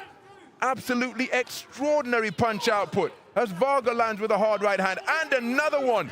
And Dadai is being punched to a standstill, and a standing count issued against the woman in blue, who has been the aggressor, the more accurate puncher, all contest long. And perhaps she has punched herself out. I posed the question at the end of the first round. It may well be going through her mind. Well, what is keeping this woman up? And we talked about toughness, and maybe Vargas is going to keep her in this contest and indeed turn it around. What a remarkable turnaround in the closing stages of round number 2. Because Dadai simply couldn't miss Varga for the entirety of round 1, but look at that turnaround. Boglarka Varga of Hungary absorbing, taking the punches from the woman in blue, and now on the verge of outlasting her, because Dadai was incredibly fatigued at the end of that second round. She took a standing count. Have expressed my surprise that no standing count was issued against Varga over the course of the first 3 minutes. But my goodness, what an extraordinary contest we have on our hands here. Dadai appears to have punched herself out. And then Varga took advantage and began crashing home punches on her unprotected chin. What will ensue over this final 3 minutes? Are we going to hear the bell at the conclusion of 3 minutes, or is somebody going to get stopped? Both of these boxers incredibly fatigued. Dadai back onto the front foot, having conceded the second round. The movements of both boxers becoming statuesque incredibly fatigued up there in the boxing ring. Didai trying to give the impression that she is still sharp. That's a flashing right hook landed by Didai. Varga possesses some chin. My goodness, her head is snapped backwards once again. This is absolutely extraordinary to behold. Right hands being exchanged. And this type of trade-off, these types of trade-offs wouldn't look out of place in an over-the-top Hollywood cinematic blockbuster. But this is AIBA boxing. And yet the punch output from these 75-kilogram middleweights have been crashing home repeatedly. There's been very little evidence of defense from either boxer. And for my money, Varga's exhausted here, but she appeared that way in the second round, but she was the one who ended up finishing more strongly. The referee's gonna have to keep a close eye on these boxers. A place in the semi-final stage is a prize that awaits the victor. Neither of these boxers are going to quit. They're unrelenting in their pursuit of victory, but look at Varga. She can hardly stand up. Approaching the midpoint of the third and final round. The safety of the athletes absolutely paramount. And these two boxers are punching one another to a standstill. Varga should be taking a standing count here. Every punch that she's absorbing is rocking her right down to her bootstraps. Her competitive spirit keeping her up and keeping her throwing leather. But I think she should have been given a standing count a long time ago, but certainly here in the third. Both boxers letting go right hands where they can barely move their feet.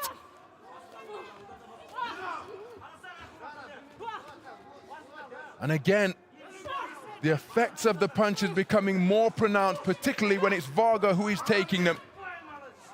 And it's commendable competitive spirit being shown by both.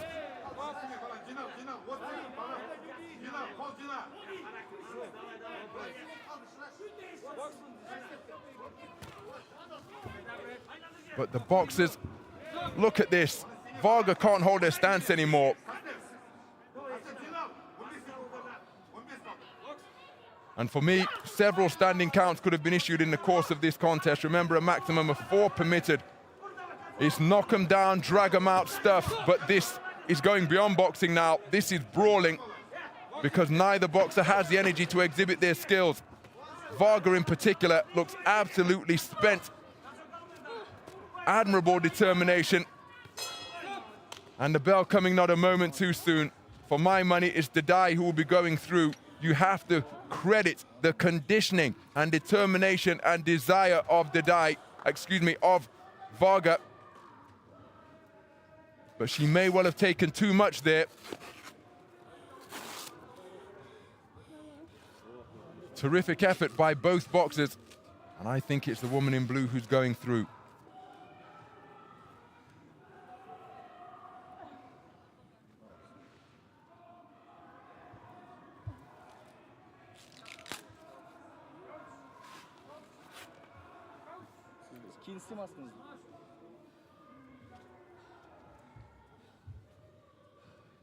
Ladies and gentlemen, the winner of this bout by split decision is the boxer from the red corner. And it's Varga. I do find that surprising. Boglarka, Hungary. And that is a victory for unquenchable competitive spirit. She simply would not be denied. 29-28 for all 5 scoring judges. And she eliminates Dana Didai, who completely dominated the opening round. She has secured herself a World Championship medal here at Kielce 2021 by the narrowest of margins, a 3-2 split decision winner. And that is how she did it. I think Didai is incredibly unlucky at the conclusion of that contest, but that is the result that will carry Varga through to the medal stages.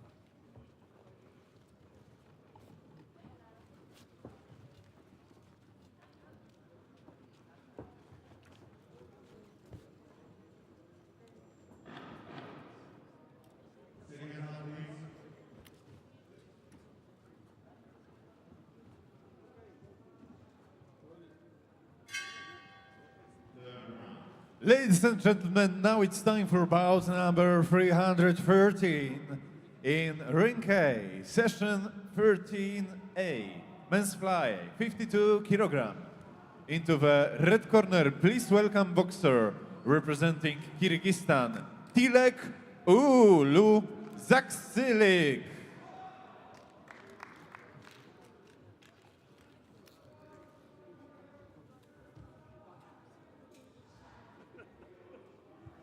And his opponent in blue corner representing Ukraine, Tsykalo Ruslan.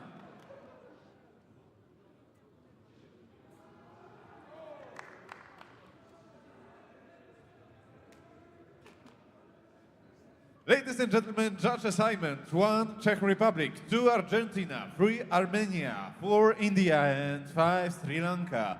Referee Sean Rees, United States.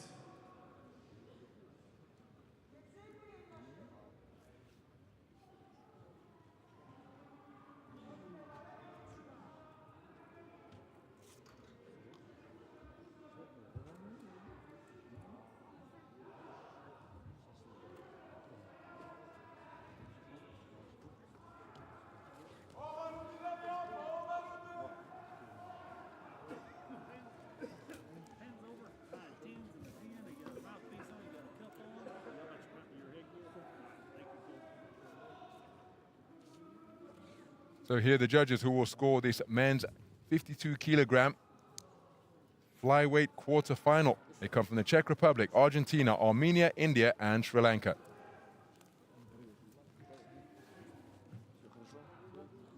Sean Rees of the United States of America is the third man in the ring.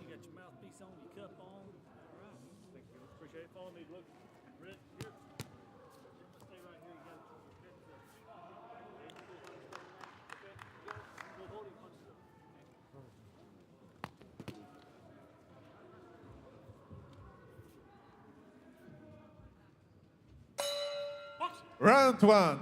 So we're underway then. 52 kilogram flyweight action at the quarterfinal stage. This one between boxers who hail from Kyrgyzstan and Ukraine. The boxer wearing red, Zhakshylyk TILEK UULU, 18 years of age. His opponent from Ukraine is Ruslan Tsykalo. Two skillful boxers facing off for a place in the final 4.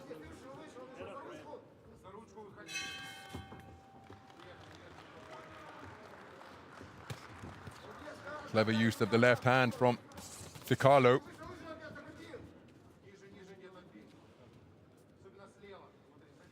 TILEK UULU looking to feint and tease with his feet to get himself into punching range in a bid to try and overcome the longer range and reach of the man in blue.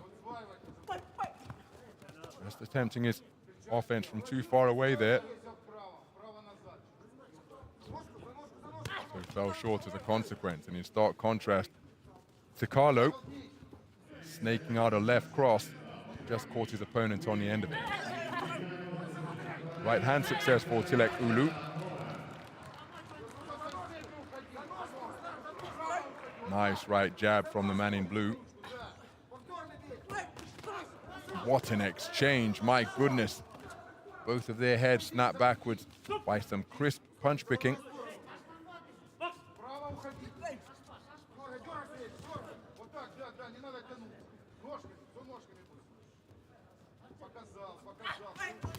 Oh, that's a beautiful counter right hand from TILEK UULU. Half hook, half uppercut after he made Tsykalo miss.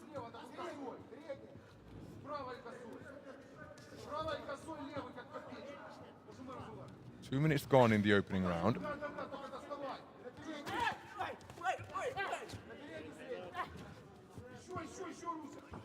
TILEK UULU looking to quicken the tempo and goes downstairs to finish with a left hand to the body. And how about that for punch picking up mid and short range from the man in red? Tsykalo's aware of that, and that's why he gets his man on the end of a reverse 1-2. The left cross, right jab just caught TILEK UULU as he was coming in. TILEK UULU employing the layback to make the right jab fall short, steps into the pocket and lands with a left hand of his own. Nice evasive maneuvers from TILEK UULU once again. On that occasion, not able to find a range with a counter right hand, but he did with the reverse 1-2. The left jab sending the man in blue backwards.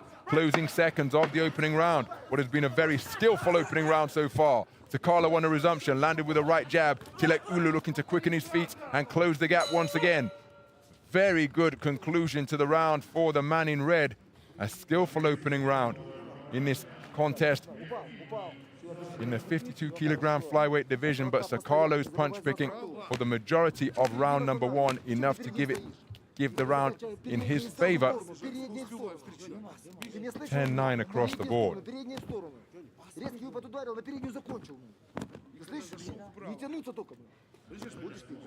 So, strong conclusion to the round for the man in red. Will he be able to maintain that going into the second round, having conceded the first for all 5 scoring judges?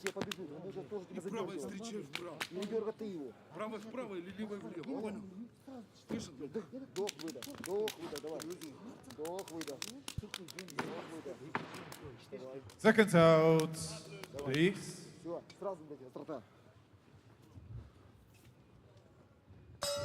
Round 2.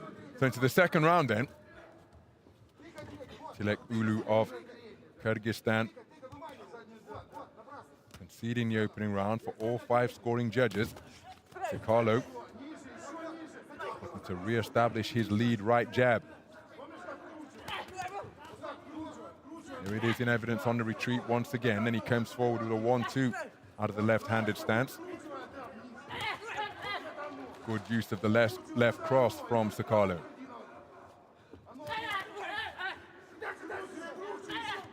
UULU not able to close the range with the effectiveness that he did in the closing stages of round number 1, and he walks into a stiff right jab there as Sakalo spun off the line. Good punch picking once again from the man in blue. UULU into the pocket, but tied up by Sakalo.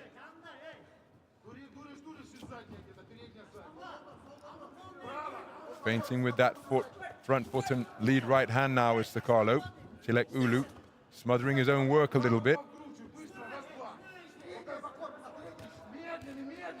Left hand was rather languid from Sakalo, uncharacteristic from his usual sharp punch picking. UULU looking for that right hand, but perhaps just beyond his reach.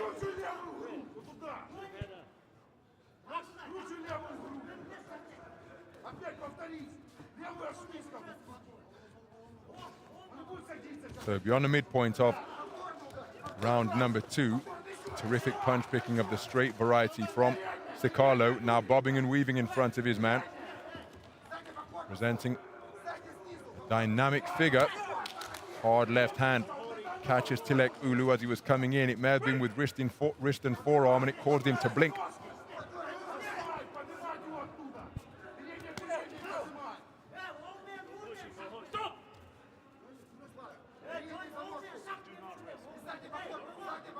So UULU spoken to about the grappling at close range. Sakalo continuing to feint and then scoring with that long left cross, making good use of his attributes of greater reach. UULU, when he's in this type of territory, he hadn't been able to get his hands away.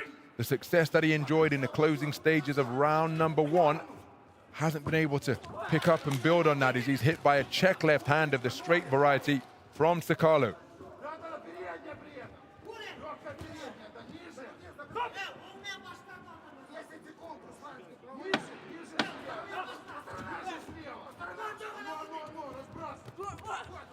Terrific punch picking once again, and now he's up on his toes and dodging and darting Sakalo, proving very difficult to pin down. Probably taken that second round. Here's confirmation, 2 rounds in the book. All judges favoring the work of the man in blue. Some of the action from round 2.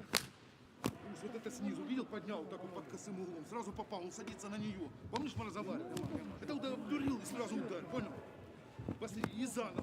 То сюда уйди, понял? На кураже уже. На кураже только внимательно, собрано. Все контролируешь. Передняя рука вот так вот бам, сади туда. Самое главное не пропускать. Не зевнуть, ты понял? Да. Это самое главное. Он сейчас побежит, ему терять нечего. И передняя ручка, да.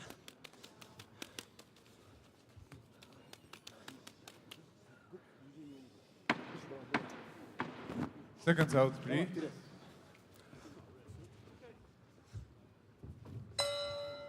Round 3. So as we go into the third and final round, TILEK UULU has got an awful lot to do because he's conceded the opening 2 rounds. He had a strong conclusion to round number 1, but then in the second round, the man from Ukraine used his southpaw skills to just pick off the man with shots like that, such as that left cross, which just pinged the head backwards of TILEK UULU. Same shot in evidence once again. And it's going to be a really difficult mission over the course of the final 3 minutes now for the man in red. He's got to chase the contest, and Sakalo has proved over the course of this tournament to be a really adept counter puncher. Beautiful movement once again from Sakalo. Didn't find the range with the shot. By continually changing the angle, making TILEK UULU's task increasingly difficult. And look at that, those shots not even scoring, but just by threatening to be in the face. Certainly in the vision of TILEK UULU, they're keeping him occupied and he wasn't able to come forward. He looks for the right hand, but it's off the mark as Sakalo spun away.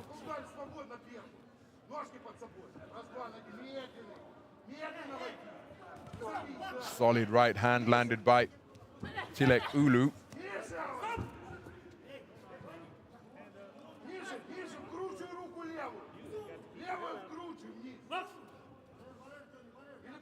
So midway through the third and final round, and with 90 seconds gone, well, TILEK UULU is entering the round where he's going to need an RSC or KO in order to progress through to the medal platform here at Kielce 2021.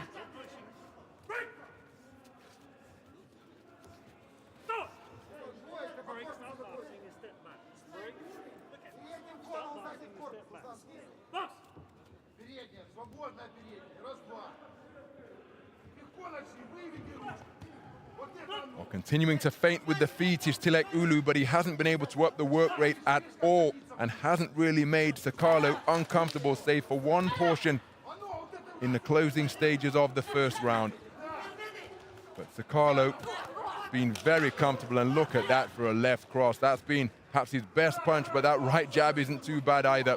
Really relaxed and enjoying his work now is Sakalo, and TILEK UULU is devoid of ideas as to how to neutralize this man's effectiveness. Time not on his side. And Sakalo just enjoying himself now and showcasing his skill set as he looks to bring through a whipping left uppercut a few moments ago. Well, there's the 10-second clap up. And it's been a very good display indeed by the 17-year-old from Ukraine. He's going through to the medal podium after a very composed display. TILEK UULU with an aggressive conclusion to round number 1. But after that point, well, for the majority of the round prior to that one portion, and then for practically the entirety of round 2 and most of round 3, it was the man from Ukraine who was boxing in this type of manner. Very relaxed, very composed, and he's going through to the final 4. He's got himself a world championship medal of some description. Ladies and gentlemen, the winner of this bout by unanimous decision is the boxer from the blue corner, Tsikalo Ruslan, Ukraine. Terrific display by Ruslan Tsikalo. The Ukrainian southpaw going through to the final 4 and the medal stages, eliminating Zhakshylyk TILEK UULU of Kyrgyzstan.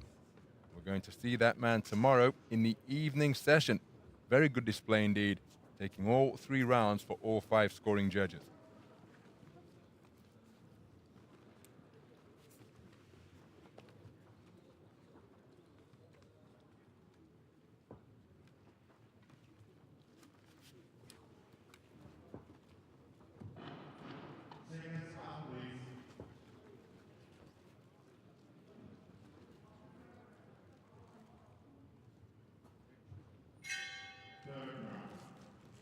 Ladies and gentlemen, now it's time for bout number 314 in Ring K, men's fly, 52 kilogram.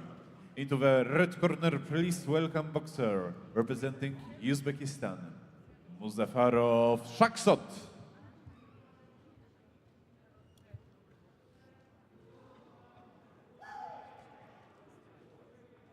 So we remain And in the his 52 opponent, kilogram flyweight representing division, Japan, and this one between boxers from Daria. Uzbekistan and Japan.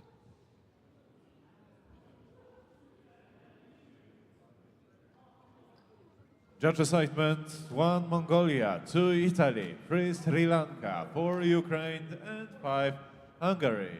The referee. So here are the 5 scoring judges who will be the arbiters of Also, this one. They're India. from Mongolia, Italy, Sri Lanka, Ukraine, and Hungary.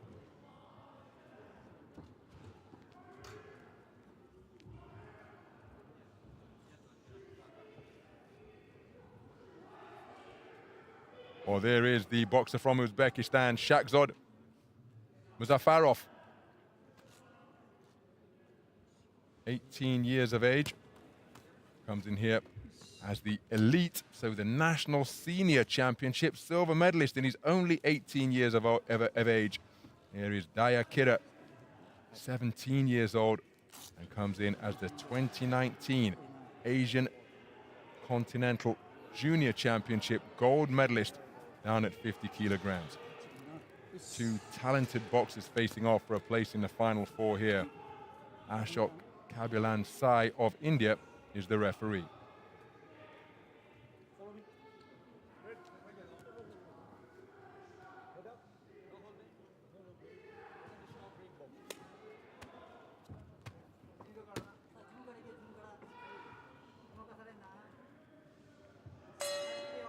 Round 1. So we're underway then.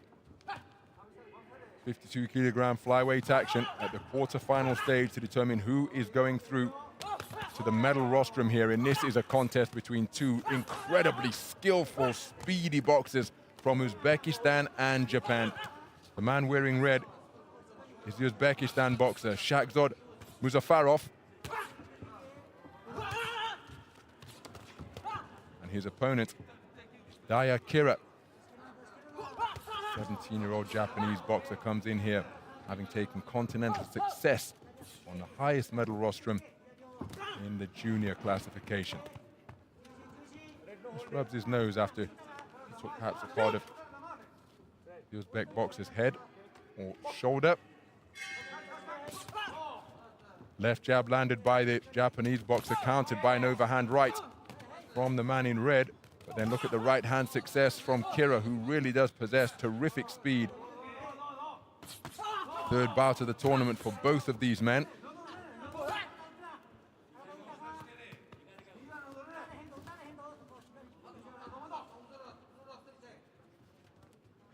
Terrific concentration and evidence from both men. Leaping left hook was nullified by the long bridge approach of the diminutive Kira. He tries a right hand, just short of the mark, double left jab, and that one which followed the double left jab did get through. The double left jab fell short, but there is an example of the benefit of keeping the attack going. Oh, the man in red looking to make this rough against the slightly more slender Japanese boxer wearing blue. Terrific left jab. And again from Kira. So 2 minutes gone in the opening round. Good right hand to the body on the man in red, but then he turned his back.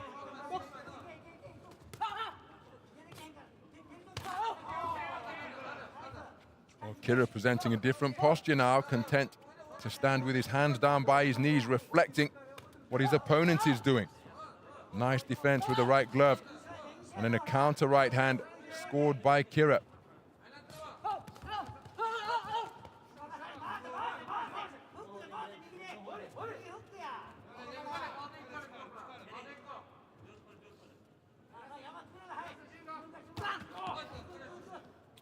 Nice check right hand from the Uzbekistan boxer. And a right hand on the retreat landed as well. Kira turning southpaw, comes through with a left cross and then follows it with a right hand as he switched back to orthodox. very skillful round of boxing between these two.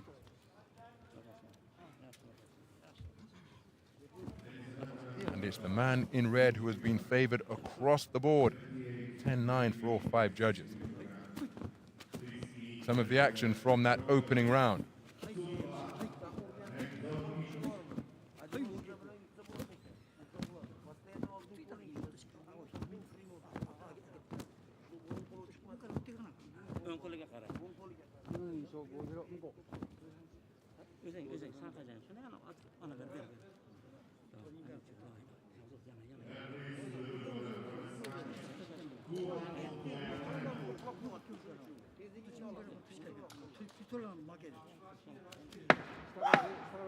Seconds out, please.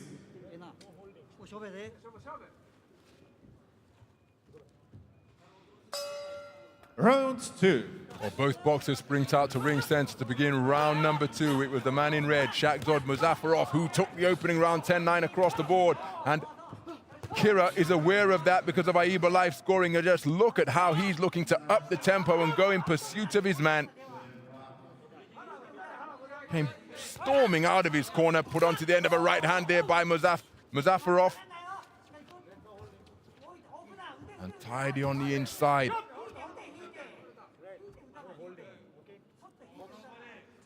Spoken to about holding MUZAFAROV. MUZAFAROV getting through with the right hand, but it's countered by a right hand from Kira, and then a left jab on the back foot from MUZAFAROV. Hitting on the break is the man in red. Right hand lead not too far away from Kira. Terrific right hand in the reverse 1-2 from Kira. MUZAFAROV on the back foot, remaining cool under fire, getting himself off the ropes, tying his man up, turning the tables, but it is tagged by a right hand while he's retreating. Kira really is looking to maintain the tempo here at a high clip. Pulling down the lead left hand is Kira, incessantly walking down his man, testing his neck strength by putting that forearm into the face, and that's illegal, of course. Beautiful counter right hand by MUZAFAROV, looping right hand in response from Kira. Good right hand to the body from MUZAFAROV before he was tied up by the man in blue.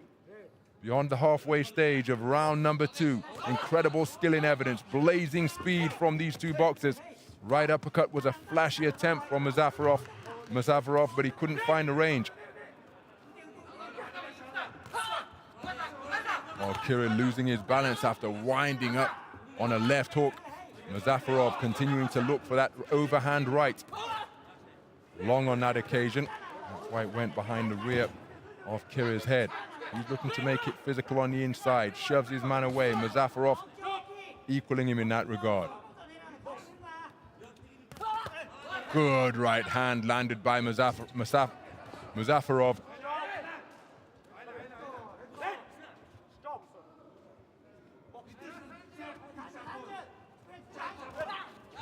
So looking to find a range with the left jab was Kira, but nice head movement from MUZAFAROV caused it to miss. Beautiful work on the back foot by MUZAFAROV once again. And once more, skipping away from the attempted single lead hand, but Kira did get through with that left jab.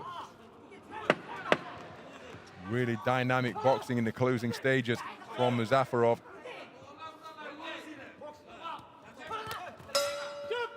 Very good round of boxing.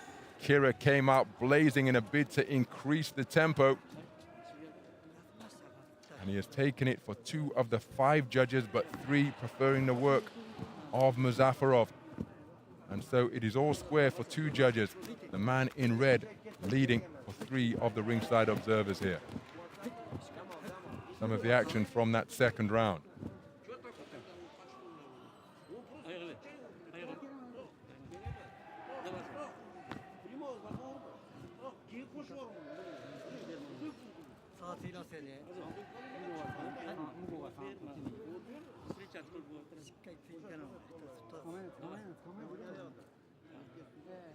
Both men being worked on furiously by their corners. There's the pool towel being waved. Seconds out. Produce a breeze and a shower to keep the core temperature down as we go into the third and final round. The man in blue has conceded the opening 2 rounds for 3 of the 5 scoring judges. He took the second round for 2 of the 5 observers here at the Halegianov. So he needs a massive final round to overturn the 2-point deficit that he faces for 3 of the 5 ringside judges here. But MUZAFAROV, a very accomplished operator, and look at how he's keeping himself out of harm's way. Wonderful movement around the boxing ring, inviting pressure in a neutral corner just above our commentary position, and then content to tie his man up in a clinch. Speculative overhand right was off the mark from MUZAFAROV, and Kira remaining in pursuit of his man in a bid to close the gap and score. Well, what he needs is punches without reply. But MUZAFAROV so cool, under fire from the boxer in blue. Right hand wasn't too far away, but look at how he's able to turn himself from the confined position of the corner out into the space of center ring. Very good boxing indeed from MUZAFAROV. Kira keeps on coming, but walks into a right hand there from the man in red.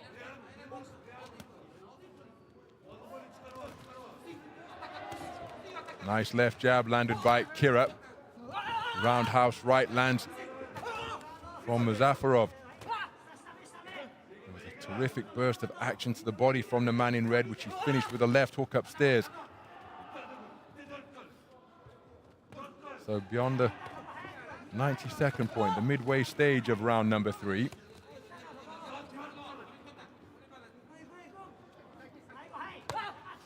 Concentration etched onto the faces of both boxers as they remain locked in. Oh, terrific exchange. Both boxers enjoying success. Remember, it's Ruslan Sakalo of Ukraine who awaits the winner of this contest at the semi-final stage. There's that burst of activity to the body, ending with a left hook once again from MUZAFAROV. Closing second of the final round, and you have to give credit to Kira, the 17-year-old Japanese boxer, because he's never stopped trying to get himself into this contest. But MUZAFAROV just acquitting himself magnificently up in the boxing ring. On the front foot on occasion, holding his feet on occasion, up on his toes and dancing away as he is here.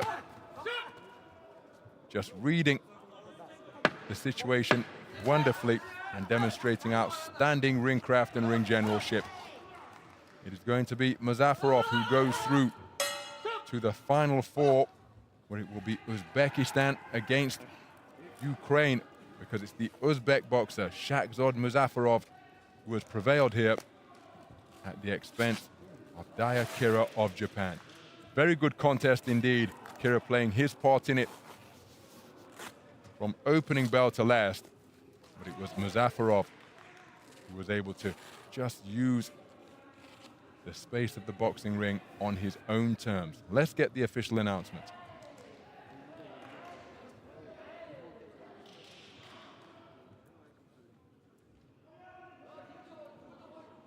Ladies and gentlemen, winner of this bout by unanimous decision is the boxer from the red corner, MUZAFAROV Shakhzod, Uzbekistan. So Shakhzod MUZAFAROV from Uzbekistan, a unanimous points decision winner, and he is absolutely delighted, and well he should be. He goes through to the semi-final stage to guarantee himself a world championship medal of some description, acknowledging all sides of the arena here at the Halegianov. And we'll see him again tomorrow evening, where he will face off against Ruslan Sakalo. But that's why you have to give Kira immense credit. He never stopped competing. He took the second round for 2 of the 3 judges, the final round for 3 of the 5 judges, but not enough to overturn the unanimous sweep that he faced after 1 round. 29-28 across the board. Ladies and gentlemen, now it's time for bout number 315. Session 13A, men's light 60 kg in ring A, of course. Into the red corner, please welcome boxer representing Brazil, 2 Race Yuri.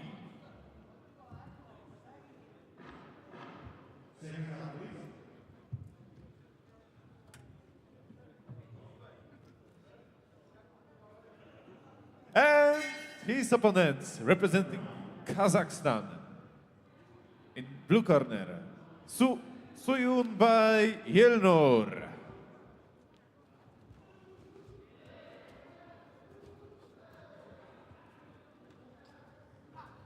And ladies and gentlemen, judge assignments: 1 Ukraine, 2 Scotland, 3 Uzbekistan, 4 Hungary, and 5 Slovakia. So judging this Referee men's 60-kilogram Lucia, lightweight Italy. bout are judges from Ukraine, Scotland, Uzbekistan, Hungary, and Slovakia. For this contest between boxers from Brazil and Kazakhstan, and there is the Brazilian boxer Yuri dos Reis, 18 years of age, and he's preparing for his 3rd bout of Kielce 2021, producing a very cool display. And his opponent, Yelnur Suyunbay, also preparing for his 3rd bout, and produced a terrific stoppage in the previous round, a left hand to the body to get his man out of there in the opening round. Adolf Stanek of Slovakia was the man who was unfortunate enough to take that hard left hand to the body, which caused the intervention of the referee with just 1 second remaining in the round. Luca Barilonga of Italy is the referee for this 60-kilogram lightweight quarterfinal.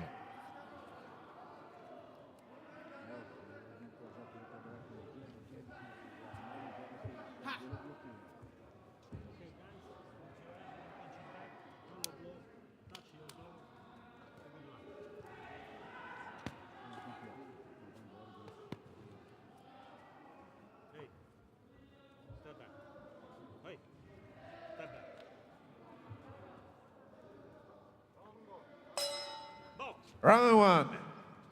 So we're underway then, 60-kilogram lightweight action at the quarterfinal stage of the tournament between boxers of markedly contrasting statures. They come from Brazil and Kazakhstan. The man wearing red is the Brazilian boxer, that is Yuri dos Reis, 18 years of age. Competing in his 3rd bout here, and he's just spared a long, stiff left jab by the towering 60-kilogram figure wearing blue, and that is Kazakhstan's Yelnur Suyunbay. 2-time national youth champion of Kazakhstan, having taken the titles in 2021 and last year. Well, the tactics evident. Somehow, dos Reis has got to be able to get inside that long reach. He possesses terrific footwork, does dos Reis. Can he use it to evade the lead left hand? The uppercut or the cross, which will invariably follow in the event that he does get past it. There he had success, snaking a left hand to the body out of the southpaw stance.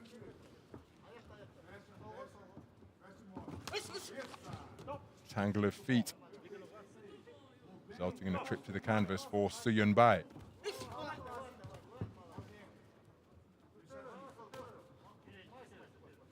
Nice defensive maneuver by slipping to the left from dos Reis.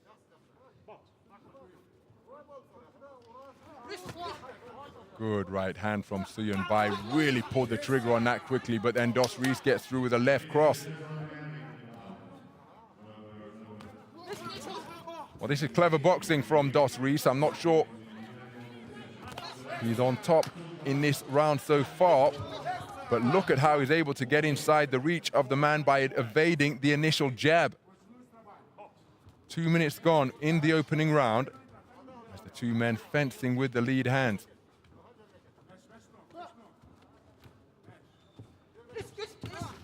Counter right hand was a scoring shot from Suyunbay.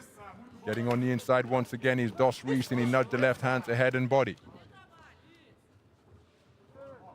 So Suyunbay being made to think and being made to work in order to land that lead left hand, which has been, oh, that's a beautiful check right hand again. Suyunbay pulling the trigger on that one very quickly indeed, and then scoring with a left jab.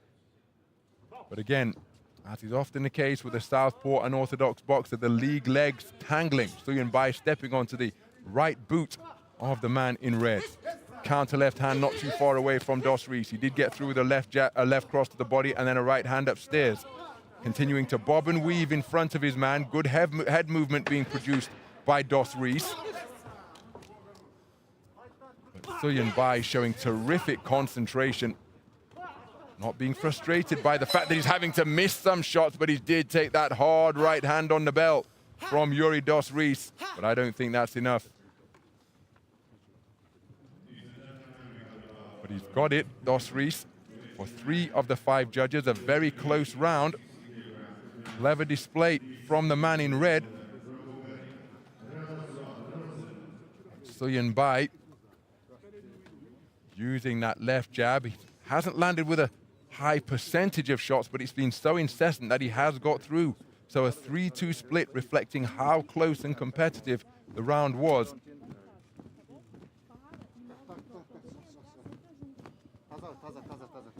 Yuri Dos Reis moving his head very well indeed and using quick feet to get himself into range.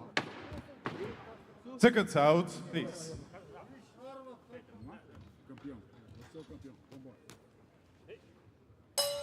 Round 2. So into the second round then of what has been a terrific contest so far.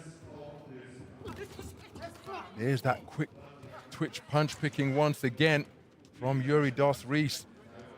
Look at how concentrated he is on the movements of the man in front of him. Just edging backward to remain beyond punching range. And there's the movements in and coming in with the southpaw left. Can Suyunbai get busy with that lead left hand and continue to poke it out, because he's perhaps going to have to accept that the initial one is going to fall short, such as the quick reflex possessed by the man in red. Good double jab left cross landed by Yuri Dos Reis, and then a right jab lands to the body of the tall figure in blue. Suyunbai may well be required to up the tempo here and try and close the distance on his man by snaking out that left jab. He had the final word with a right cross, but not before Dos Reis was able to pick him off with 2 punches.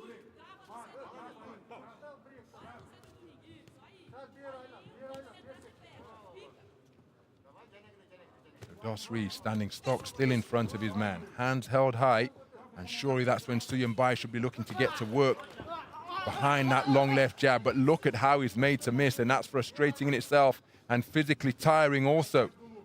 Dos Reis moving terrifically with left and right from the waist, always presenting an evasive figure.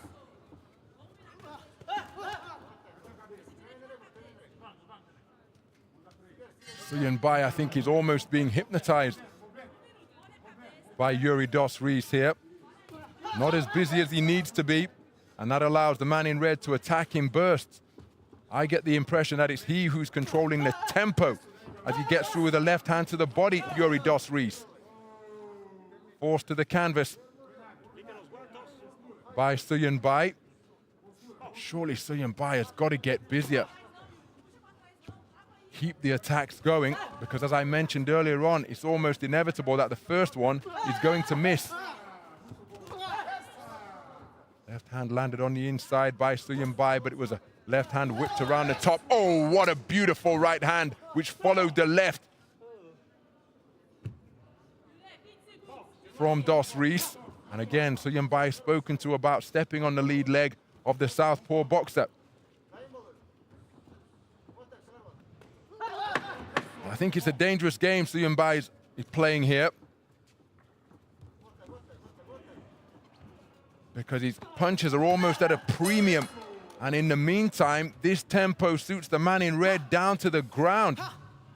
How will the judges have scored this second round? 4-1 in favor of Suyunbai. So it's all square for 2 judges and a 2-point margin either way. On the other cards, everything to box for in the third and final round. Suyunbai made to miss repeatedly during the course of that second round. And that was a cracking right hand landed by Dos Reis.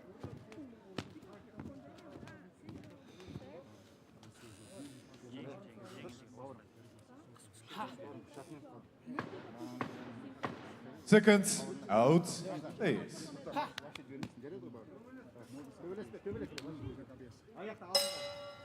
Round 3.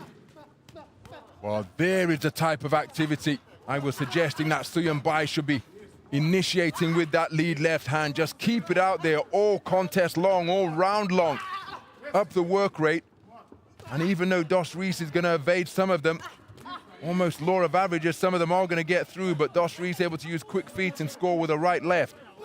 Suyunbai back over that front foot and looking to establish that jab once again. And look at that, when he scores at range, Suyunbai is well beyond the retaliation of Dos Reis.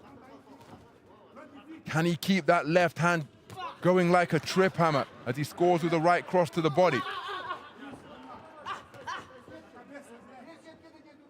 So Dos Reis short with his two-shot salvo. Beautiful reverse 1-2 from Suyunbai.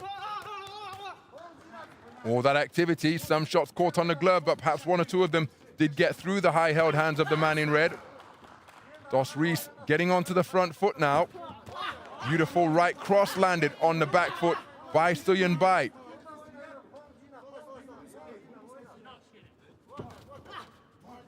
So Dos Reis has got to take the contest to the man in blue. Topsy-turvy scorecards through 2 completed rounds, reflecting just how close this contest is. I think the slower the tempo, the more it suits the man in red.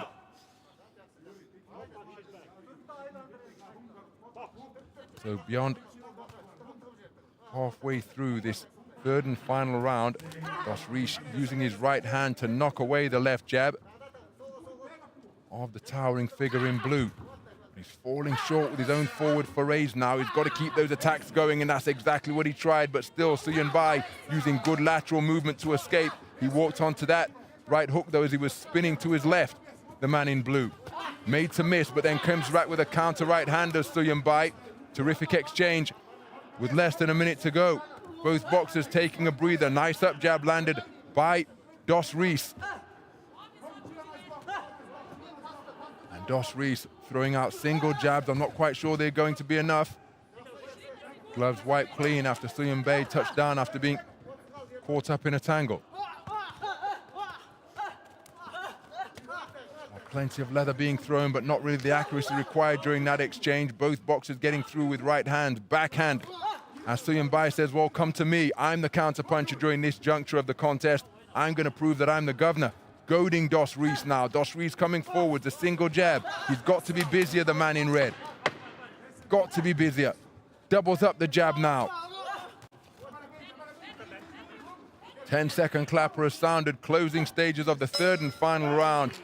Very good contest indeed. The Brazilian corner think their man has done enough, but then Suyunbai thinks the exact same thing at the conclusion of a real physical chess match between 2 boxers of contrasting statures. Terrific movement in evidence in the course of the 1st round from Dos Reis. Same quality in evidence in the 2nd. How will the judges have scored the 3rd and final round to determine who is going through to the 60-kilogram lightweight semi-final? Ladies and gentlemen, the winner of this bout by split decision is the boxer from the blue corner, Suyunbai Yelnur, Kazakhstan. So Yelnur Suyunbai, the 17-year-old two-time national youth champion of Kazakhstan, a split decision winner over Yuri Dos Reis of Brazil. The 2 men producing an enthralling contest, and that is how he did it. A 4-1 split, 28-29 for 2 of the judges, an incredibly tight contest. Suyunbai taking the final round for 4 of the 5 scoring judges. Very good display from Suyunbai, and he goes through to a guaranteed medal. Yuri Dos Reis, very accomplished boxer, eliminated at the quarterfinal stage.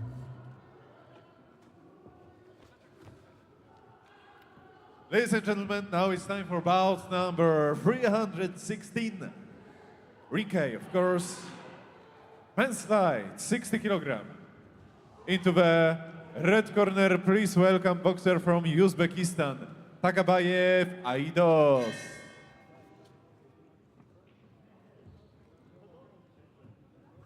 So we remain in the 60 kilogram lightweight division in this next And his contest opponent between boxers from representing blue Uzbekistan corner. and Colombia. In blue corner from Colombia, Orobio Siniestra John Elen.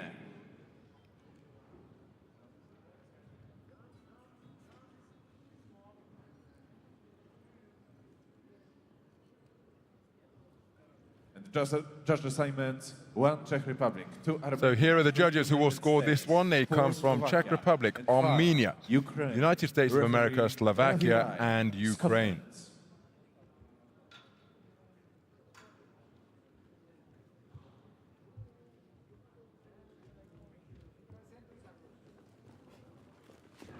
So there is Aidos Tagabayev, 17 years of age, from Uzbekistan, preparing for his second bout here at the quarterfinal stage because he had a walkover in the round of 32. John Elen Orobio Siniestra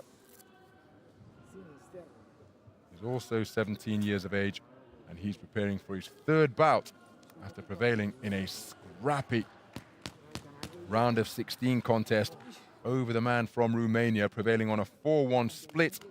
Ravi Rai of Scotland is the referee. Aidos Tagabayev used a terrific left cross to prevail on a unanimous points verdict over Pavel Seletsky of Poland in his round of 16 contest.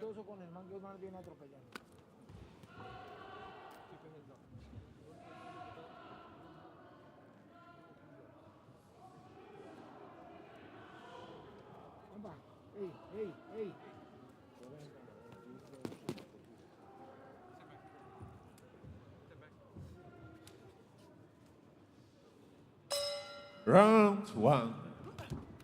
So we're underway then. 60 kilogram lightweight quarterfinal action to see who will be going through to face off against Yelner Suyanbay of Kazakhstan in the final 4 stage.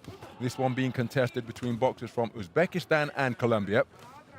The man wearing red, boxing out of the southpaw stance, is Aidos Tagabayev. His opponent, slightly more compact figure wearing blue, is John Orobio from Colombia.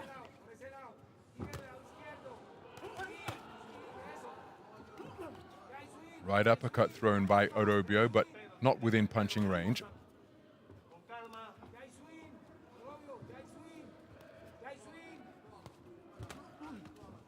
Sneaky left hand attempted by Tagabayev. Oh, that's a hard right-left combination, but these shots may have been blocked fully by the gloves, or they may have partially sneaked through. Exchange of shots as Orobio started that exchange with a spearing right hand through the defenses of the man in red.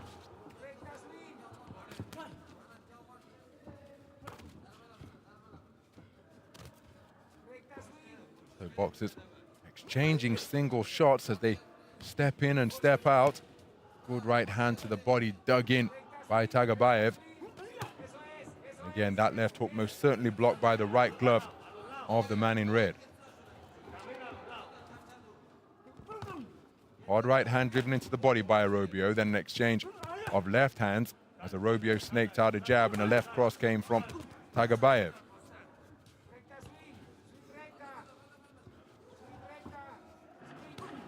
Same shot to the sternum once again from Orobio. Used that punch well. So minutes ago in this opening round, southpaw right was short of the mark. Orobio getting through with a right hand, which oh, that's a cracking right uppercut. Left hook landed by Orobio, then a left jab, then he goes downstairs with a right hand to the body and left hook around the corner before making Tagabayev miss. Those shots caught on the arms by the defenses of Tagabayev.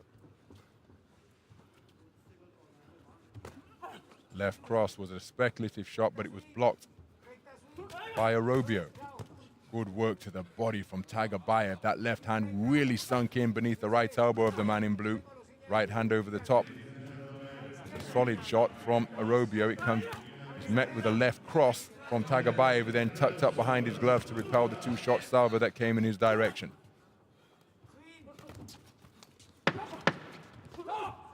So closing stages of the opening round.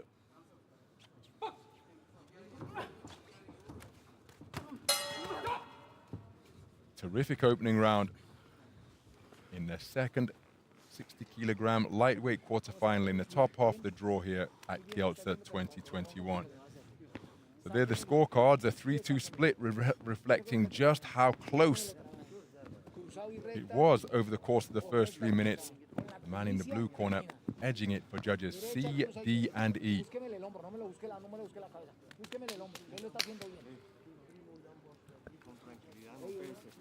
Haciendo las cosas bien, no te desesperes, caminando hacia los lados, mirándole al lado. Anticipándolo, no me entre con golpes cortos. Swing y derecha, derecha y swing, me le gira para el lado izquierdo suyo. Yo, pana, que es zurdo. Búsqueme el hombro aquí, recta aquí, doble, con la que inicia termina. 3 golpes. Vamos, hombre. Out, please. 6 minutos de vamos, hombre.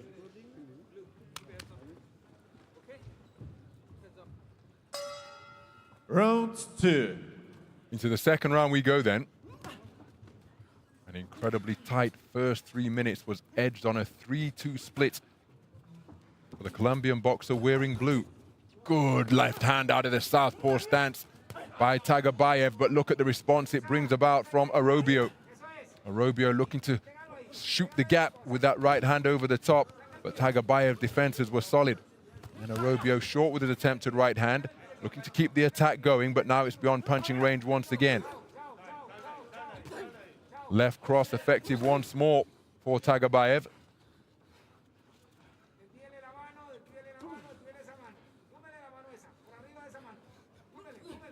So the boxers continuing to feint and feel one another out, with approaching a minute gone in this third round. Terrific punch picking through the guard from Tagabayev to shoot the gap and find punches through the middle. Good left hand to the body, and then tucking up to repel the counter from Arobio. Arobio, well, he's got good body shots in his arsenal, but perhaps guilty of just headhunting a little bit. And look at that, those shots being caught by the gloves. So even though they're landing on something, they are not scoring punches. Now, can Arobio make the adjustment and showcase the variety that he has in his repertoire? Continually looking for the head. He did score with a left jab there, as Tagabayev looking for that left cross out of the southpaw stance. Good work to the body from Arobio. And there's wonderful recognition to target and take the opportunity that's being presented. Halfway through the second round. Nice left jab landed from Tagabayev. The counter right-left from Tagabayev not too far away after Arobio scored with a left jab. Speculative right uppercut not too far off the mark from Tagabayev. And again, this time it's Arobio's defenses that hold up as he comes out of his crouch with a terrific right uppercut. He tucked up tightly to repel the punches that came in his direction and then scored with a beautiful right uppercut through the guard. Tagabayev looking for a left uppercut out of his southpaw stance, but it was blocked by the forearms of the man in blue. Good southpaw left, catching Arobio, making off balance, and another eye-catching left cross landed by the man in red. Final 30 seconds of the second round. Left uppercut success for Arobio. Good work to the body by the man in blue, belting in 2 shots beneath the elbows of Tagabayev. Tagabayev falls short, then walks into a lead left hand, then a burst of punches to the body from Arobio.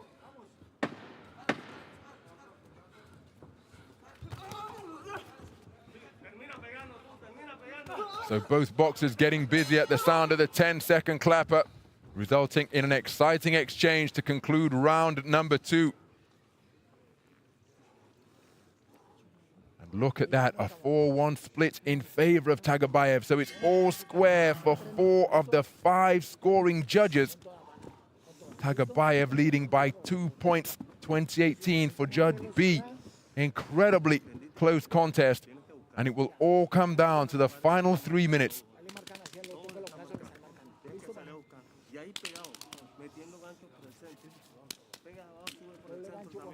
Tóquelo y acuérdese, el último es el que lleva todo. ¿Listo?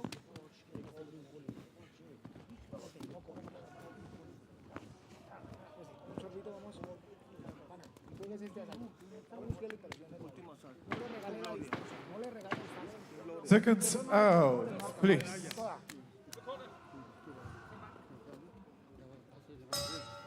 Round 3. Well, what a 3 minutes we have in prospect here, because this 60-kilogram lightweight quarterfinal has come down to this. For judges A, C, D, and E, it is all squared, 19 points apiece through 2 completed rounds. Tagabayev is leading 2018 for judge B. A very competitive contest, punctuated by sporadic bursts of combination punching. Arobio really looking to sit down on his shots now and get some leverage behind them. 40 seconds gone in the final round. Both boxers will be wary of making a mistake to concede a portion of the round. Stakes incredibly high. Remember, the winner through to the final 4, which means you will get at least a championship bronze here from Kielce 2021. Right hand over the top, not too far away, but then the subsequent right hand attempts have been short from Arobio. Tagabayev able to tuck up and block those punches that were coming in terms of hooks from both flanks.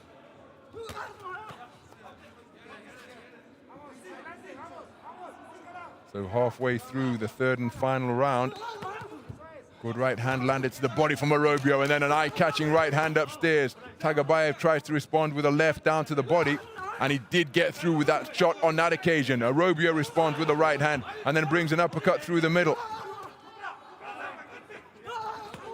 Counter right hand is the quicker, straighter shot on the inside from Arobio during the course of that trade-off.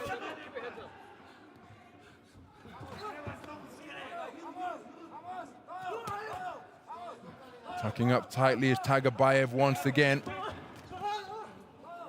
Right uppercut not too far away from the man in red. The left uppercut was caught by the forearms of the man in blue. He then tried to change the angle of Arobio and score with a right uppercut of his own, a half hook, half uppercut.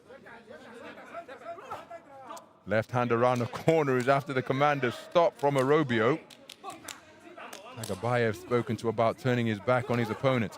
Left cross is a good shot from Tagabayev.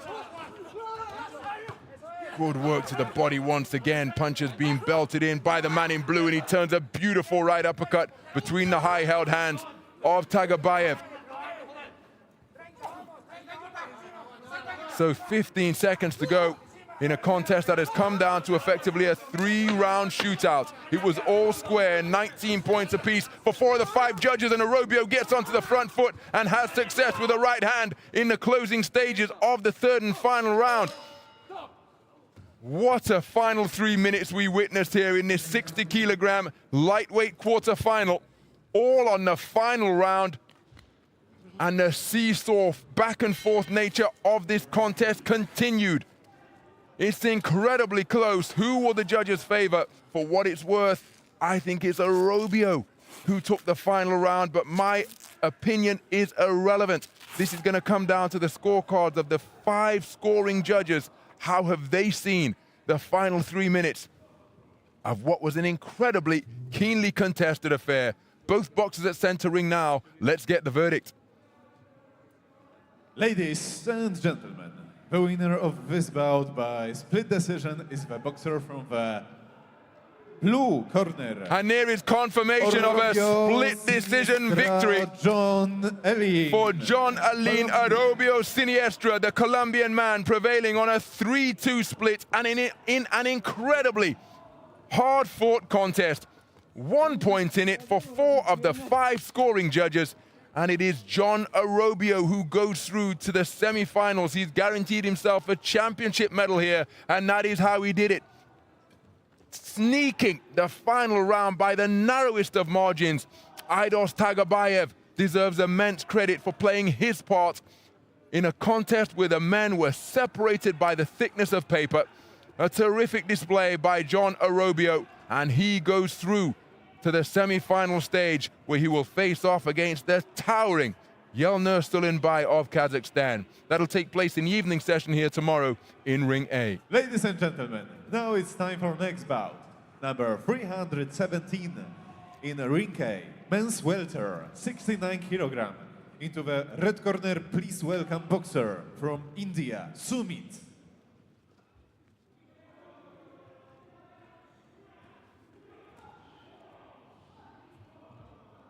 And his opponent, representing Ukraine, in blue corner, Zhakshylyk Yuri.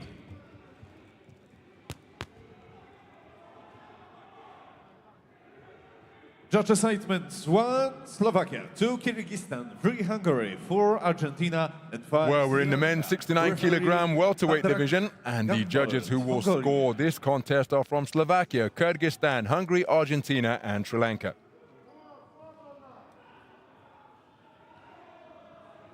Well, there is Sumit, the man from India.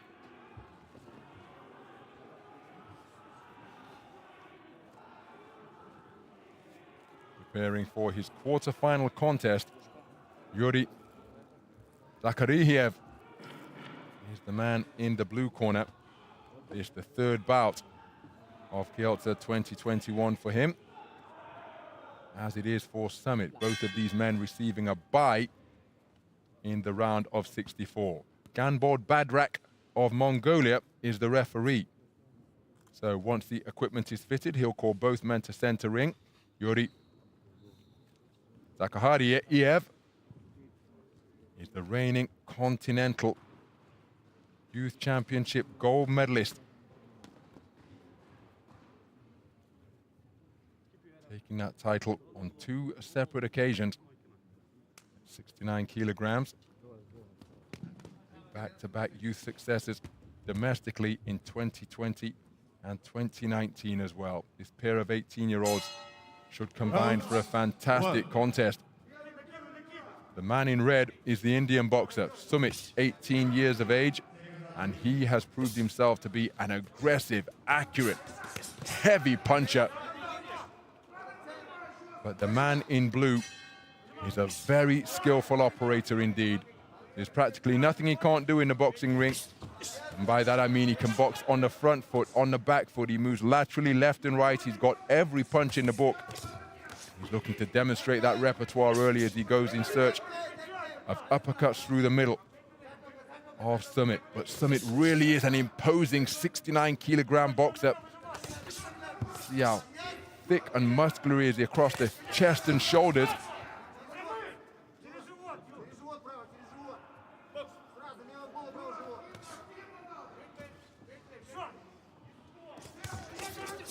Good right hand landed by Sumit. Zakhariev looking for his own offense at short and at long and mid-range. Right hand's being dug into the body. Right hand over the top is a crisp, clean shot from Zakhariev.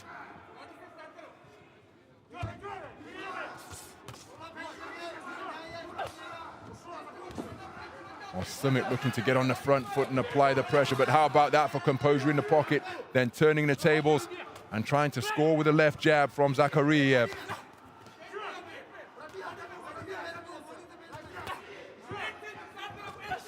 Left jab from Zakhariev catches Sumit as he's trying to come in. Bobbing and weaving in front of his man is the Ukrainian boxer wearing blue. Oh, that's a strong right cross landed by Sumit, just causing Zakhariev to become disorganized. Right cross to the body is a nice shot from Zakhariev, and then he comes back upstairs with a left jab. Final minute of the opening round. Sumit hitting on the break, or after the command of stop at least. Nice left jab landed on the resumption. Left-right success from Sumit.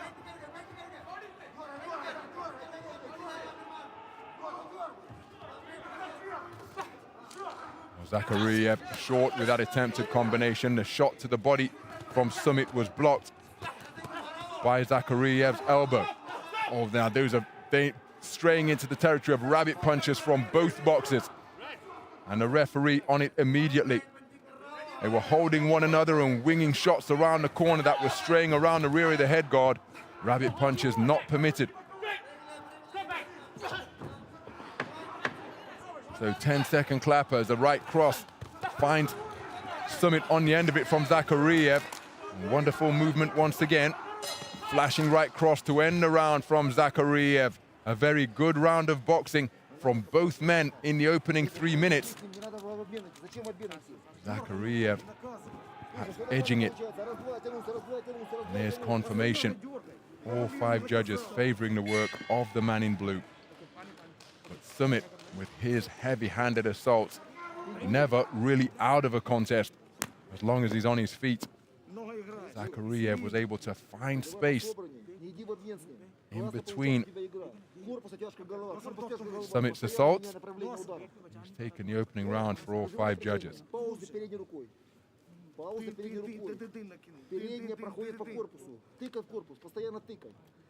Не надо, чтобы он тебя атаковал, тебя бросался. Ты удержи на передней постоянно.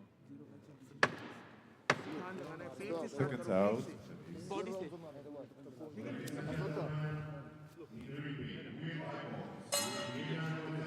Round 2.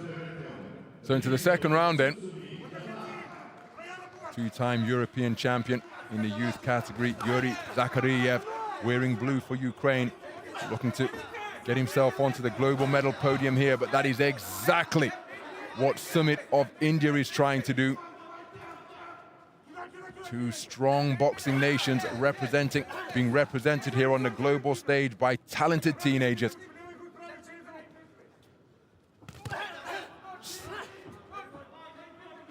Glancing left jab landed by Sumit.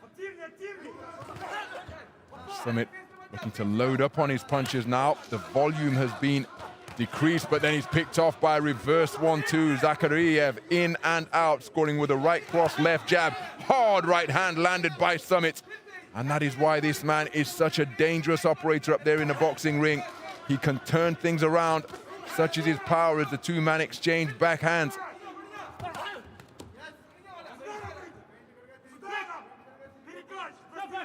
Sumit has produced a second round stoppage in this tournament.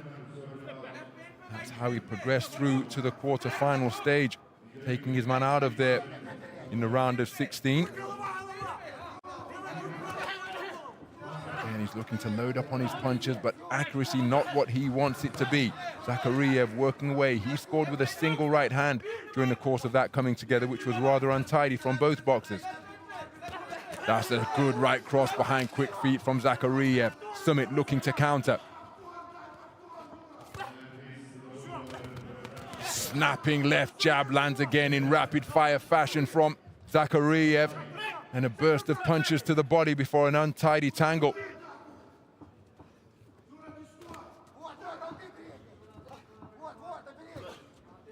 So Sumit only coming forward behind a single jab. Zakhariev, he possesses the quicker feet. Nice left jab landed by Sumit, then he demonstrating his defensive prowess, sidestepping to his left and coming back with a left-right combination.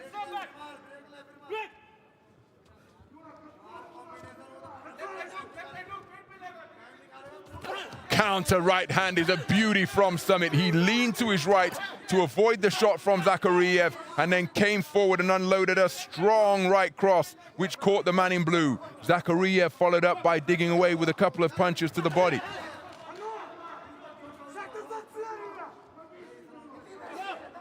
Well, I'm not sure Zakhariev wants to be engaging in a physical matchup with Sumit. Sumit appears to be the more, or the type of, appears to have the stature, which suggests he'll come off better in those exchanges. The roundhouse right lands for Sumit in the closing stages of the second round. Another frenetic 3 minutes of boxing here. And Sumit taking it for Judge A. For the other 4 judges, they prefer the work of Zakhariev. And he's in a commanding position, up 2 points for judges B, C, D, and E. But there's an example of the quick-fisted punch picking, but there was a strong right cross landed by Sumit. Не надо обмена, не надо обмена. Зачем обмен? Для чего? As we go into the third and final round, the man in the red corner, well, there is no tomorrow. Got to step on the gas and go after his man, but again, it's a very difficult mission to try and catch this man by applying front foot pressure because he's a very adept back foot boxer. But how will he choose to approach it? No doubt about the approach from SUMIT. From my perspective, he's got to go for this now. So we're in the third and final round of the 69-kilogram welterweight quarterfinal. The winner is going through to the medal rostrum here at Kielce 2021. SUMIT trying to quicken his feet and get in behind that lead left hand. Right hand not too far away from SUMIT. Comes forward behind a single jab. Does he need to double it up, the man in red? And sustain the pressure on Zakhariev. Beautiful punch picking from the man in blue. Terrific hand speed in evidence. SUMIT tries to respond, but his accuracy wasn't where he wants it to be. SUMIT scores with a strong left jab to the body. Right hand is a nice counter shot from Zakhariev, but he possesses such terrific hand speed. I'm not sure that SUMIT wants to be waiting on the perimeter. Takes a left jab to the body from Zakhariev, does SUMIT. I just think SUMIT has got to be busier here because the more the clock continues to tick away, the more he is entering the realm of needing an RSC or KO victory. Probably needs that from now, to be honest. But of course, the more time ticks away, the more you enter the realm of needing a single shot KO. Remember, 4 standing counts will bring about a stoppage. The referee will look into the eyes and at the condition of the boxer who's in trouble and can wave it off. But the clock running out for SUMIT here. He's content to remain patient on the outside, and I don't think that's going to serve him well. But again, he's got to make the most of his own skill set. Not everybody is a threshing machine puncher who can come forward and let their hands go in unrelenting fashion. Zakhariev not heeding the command of break. He won't want to pick up a warning for the infringement of holding.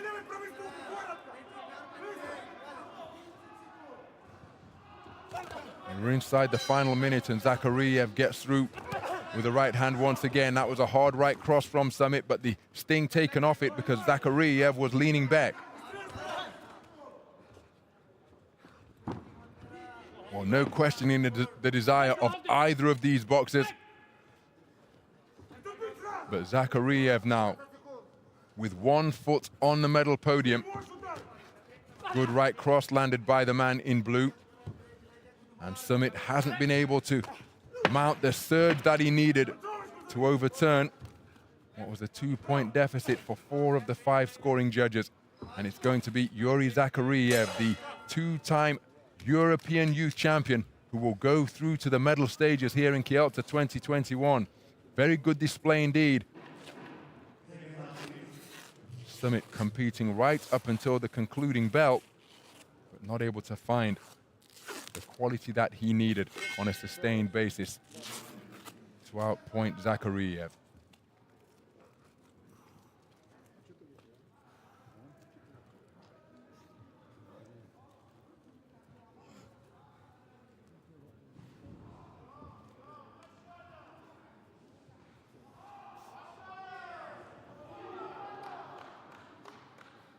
Ladies and gentlemen, the winner of this bout by unanimous decision is the boxer from the blue corner, Yuri Zakhariev, Ukraine. So there is confirmation of a unanimous points decision victory for Yuri Zakhariev, taking all 3 rounds for 4 of the 5 scoring judges, taking it 2-1. To ensure a unanimous points decision verdict to take him through to the medal rostrum here in Kielce 2021. A very good display. SUMIT provided some fireworks during the course of this tournament. He's eliminated at the quarterfinal stage. It's Zakhariev who goes through.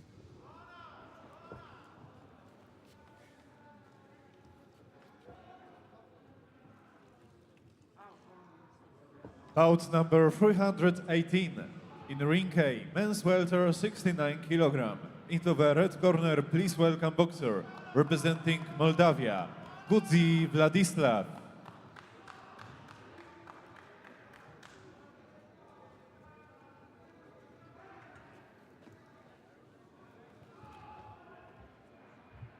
And his opponent representing Cuba, Lafos Paul Dany Landis.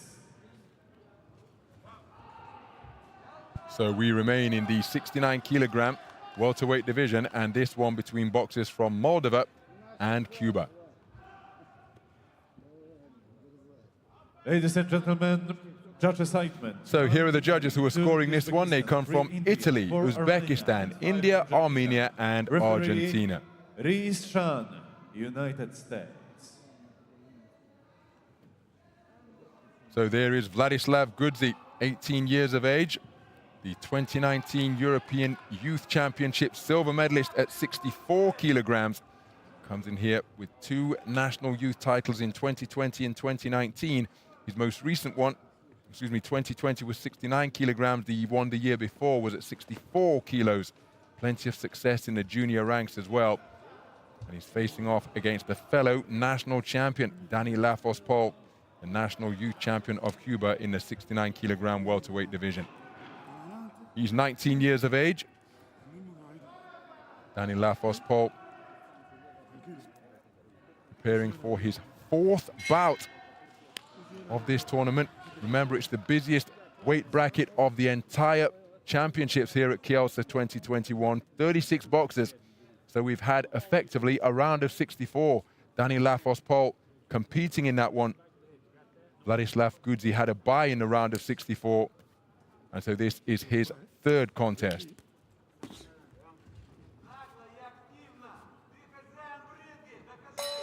Round 1.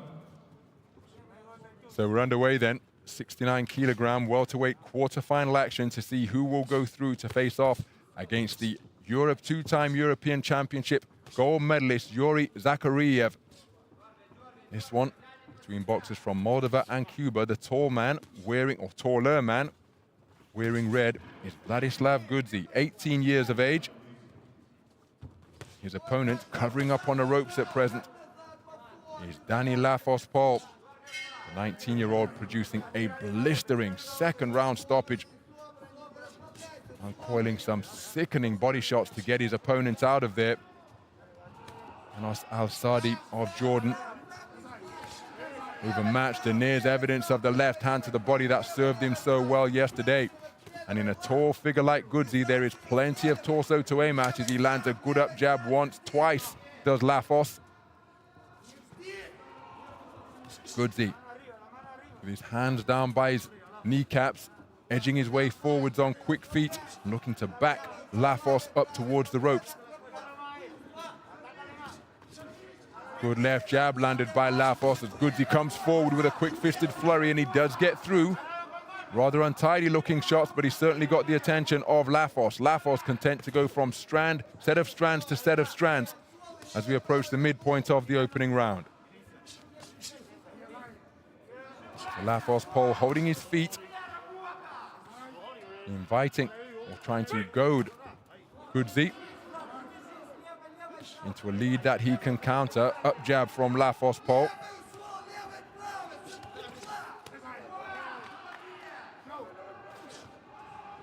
Lafos Paul trusting his reflexes here.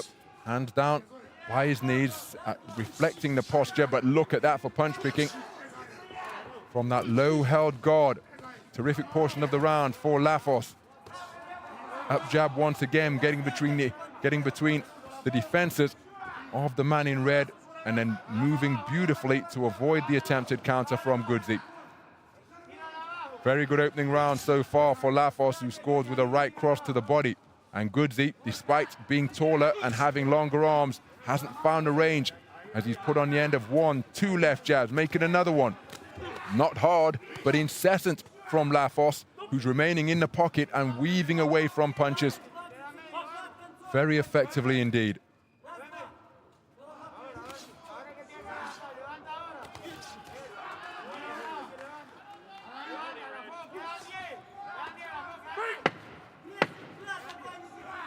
Closing seconds of the opening round. What has been a very good first 3 minutes for Dani Lafos. Goodsy gets through with a glancing right hand and left hook. But it's going to be Lafos Paul, for my money, who takes that opening round. Well, he's only taken it for 2 judges. It's not what I saw up there in the boxing ring, but judges A, C, and D favoring the work of Goodsy. Because as the round progressed, I thought Goodsy was put on the end of some terrific punch picking from the man in blue, but he's taken the first round on a 3-2 split.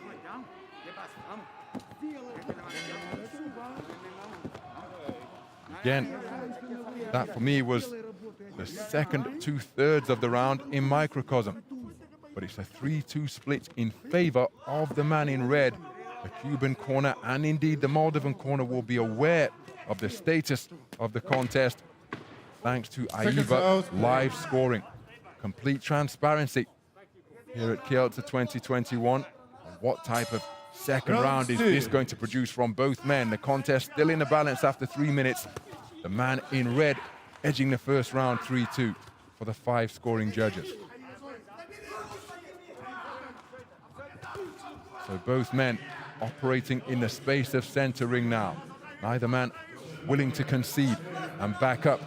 Lafos Paul looking to edge forwards. Right hand over the top is a nice shot. Lands again for Goodsy.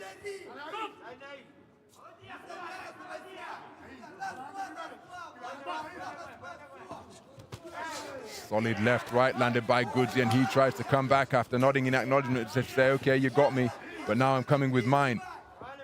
Now it's Lafos onto the front foot. Goodsy sitting on the ropes, takes a right hand to the body and then a single shot upstairs. His attempted left jab was long. Lafos looking to dig away to the body.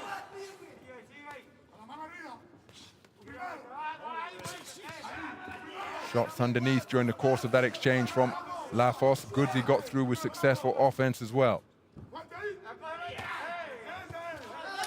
Nice left hand off the ropes landed by Goodsy. Approaching the halfway stage of round number 2. Neither man listening to the American referee in his command of no holding. Left jab on the resumption twice, followed by a right cross from Lafos, and then running the man in red into a right hand.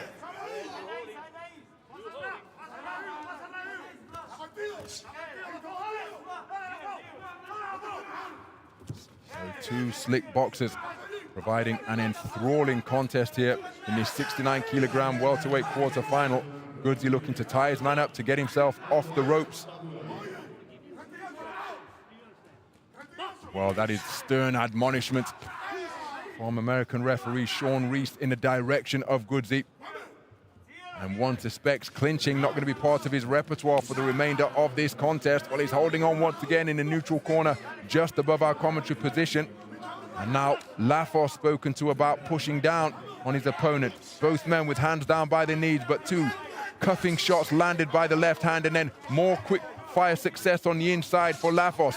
Looping right hand over the top lands for Goodsy. Counter left jabs landed by the man in blue. He burrows away with a 2-shot salvo to the body.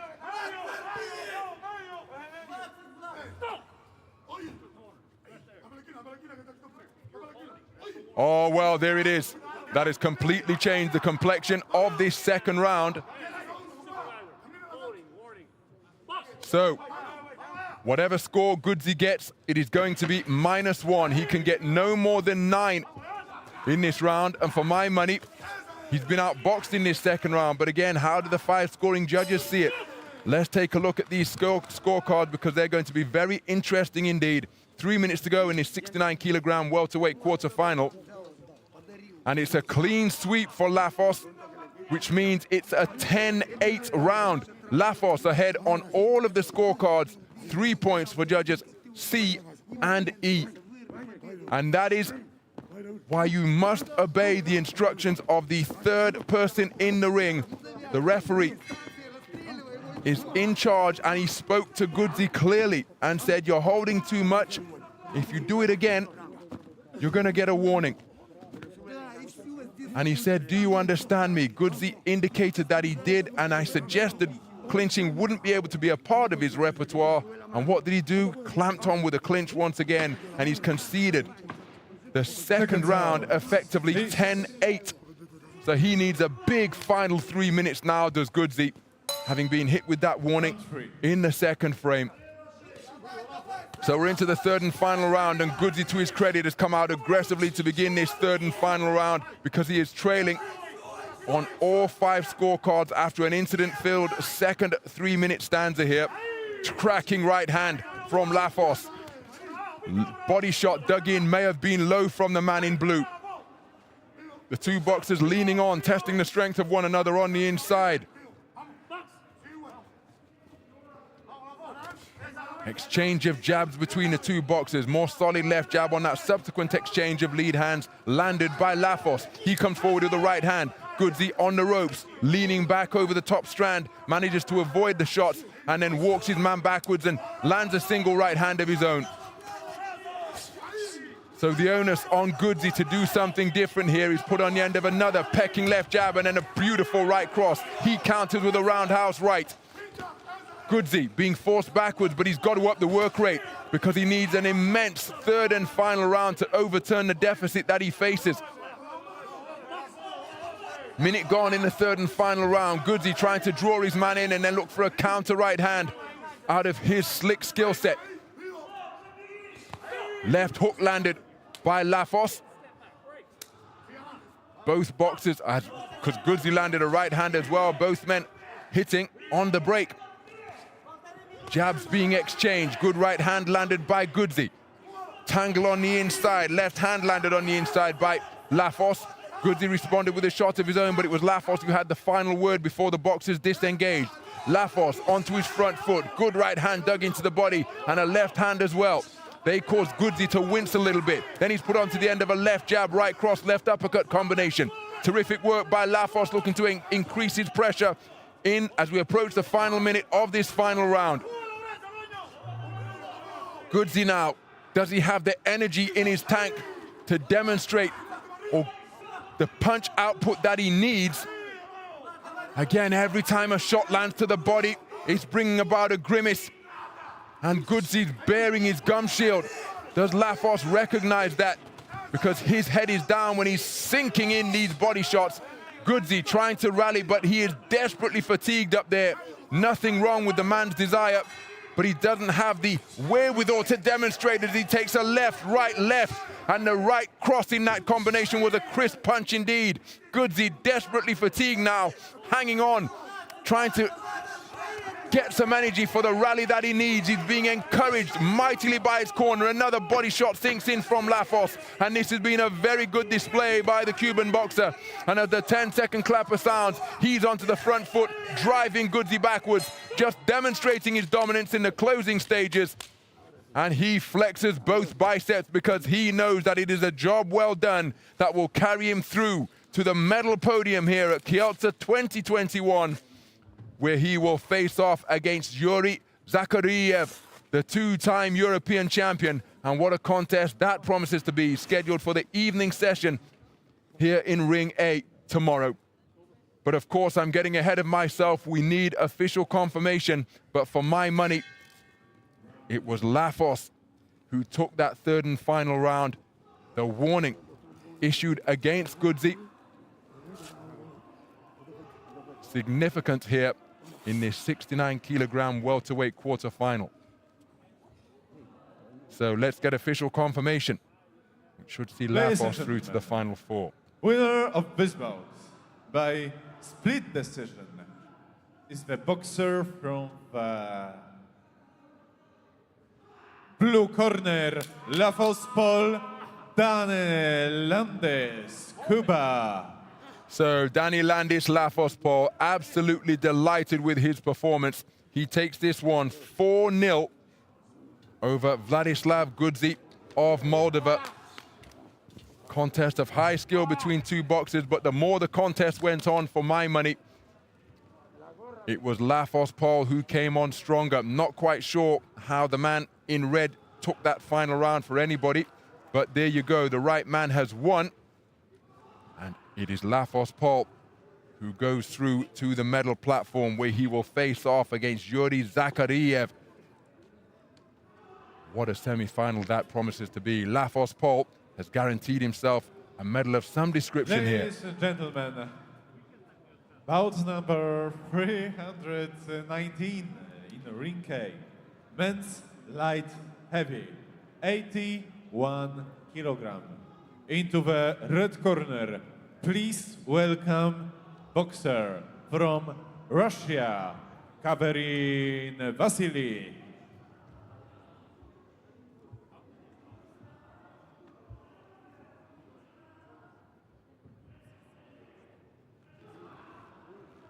And his opponent, representing Serbia, Memik Almir.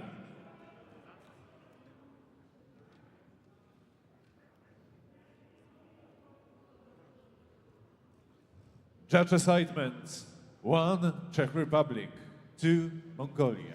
So we move up to the 81 kilogram light heavyweight division for our final two contests in this 13th session of boxing. The judges come from Czech Republic, Mongolia, Scotland, Slovakia, and Hungary.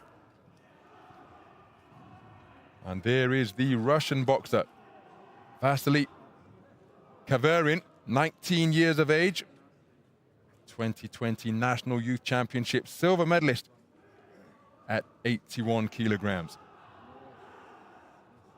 His opponent, across the ring in the blue corner, just waiting to climb the steps after a moment of final introspection, is Almir Memic, also 19 years of age. He comes to the ring as the 2019 National Youth Champion at 69 kilograms.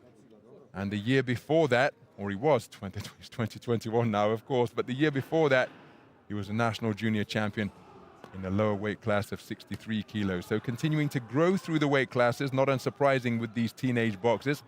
Alexander Kamidov is our referee.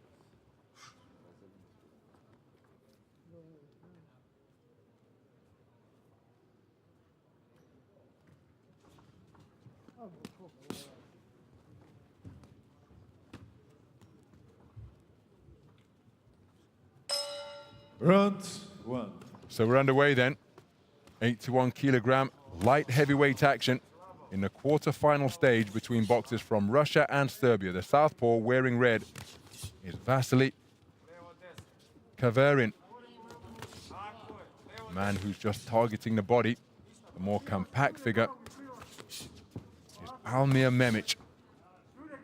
He has been a bustling boxer throughout the tournament. 25 athletes making up the 81 kilogram light heavyweight bracket.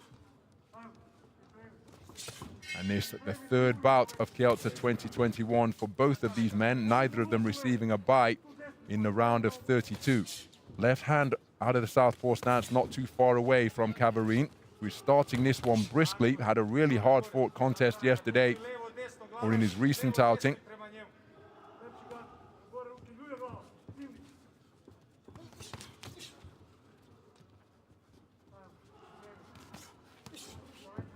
Neither boxer really finding the range over the previous 10 seconds or so. Kaverin closer with that southpaw left.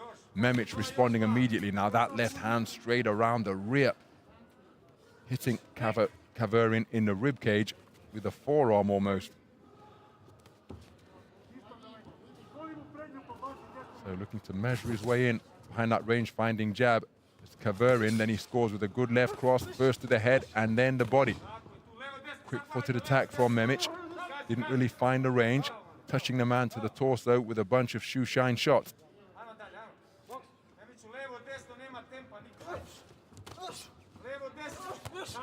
Nice left hook landed by the man in blue, catching Kaverin as he tried to spin off. And on that occasion, Kaverin was able to evade the left hook by skipping off to his right.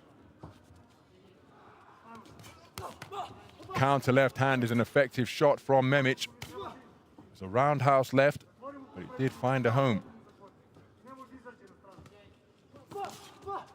Right cross is a solid shot from the man in blue. How about that for a counter left cross from the southpaw stance of Kaverin?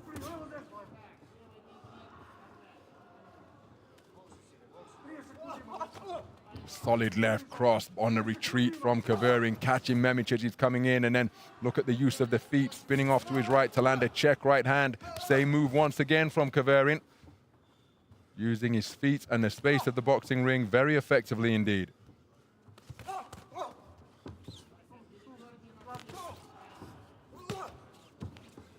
While Memic is really sinking his feet into the canvas and swinging away from both flanks. Nice left hand landed on the inside by Kavarin once again. So the first round in the book. Wonderful movement in evidence from the man wearing red over the course of that first 3-minute frame. Memic was plenty aggressive.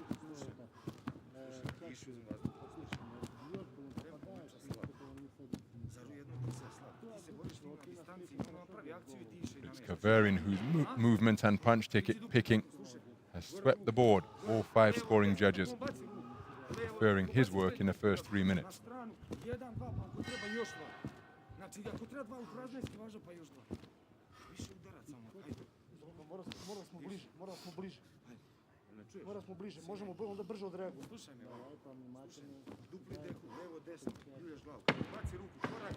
Seconds out, please.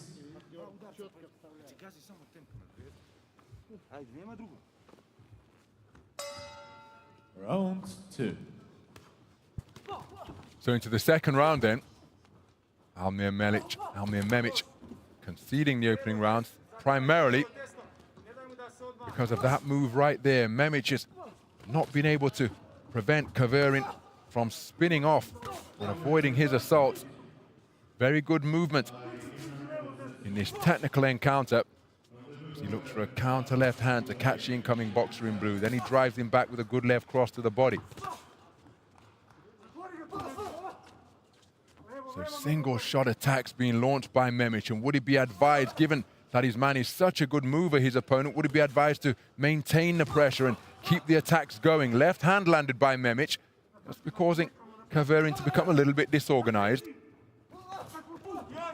Backs his man into a corner now. Can't get his hands free to punch away. Tied up by Kavarin, who got himself back to the space of center ring.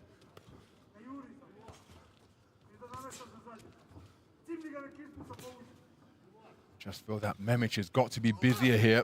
Good right cross to the body, but I'm not sure singles are going to be enough to get it done. He turns southpaw, making it a battle of fellow southpaws. How long will he remain as a lefty? Not for long, judging by his stance on the resumption. Left cross is a counter shot once again as Memic comes forward with a single right cross. He takes a hard left hand to the body and his own shot upstairs fell short. And midway through this second round, I'm not sure that this type of tempo is going to be enough to get Memic into this contest. It's almost as though he's looking for a single shot home run.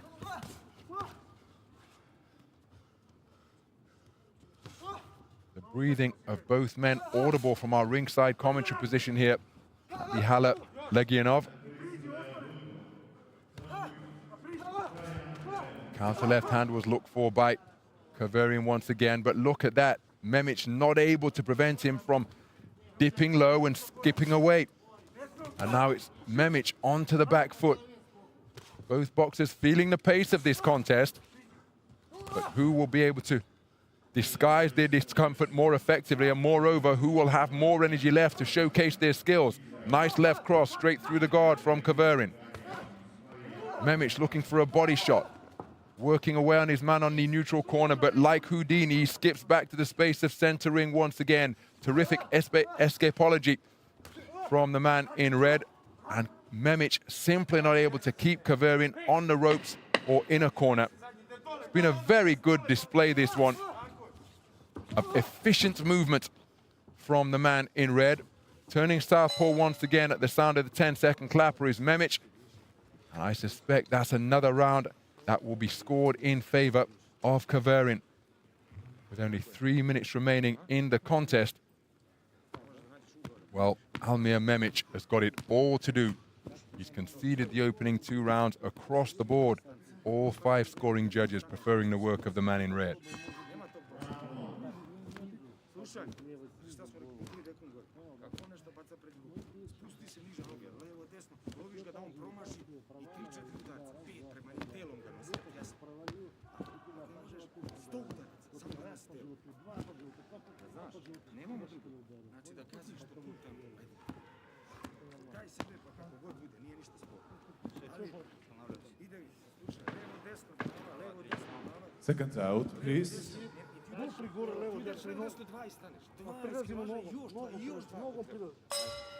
Round 3.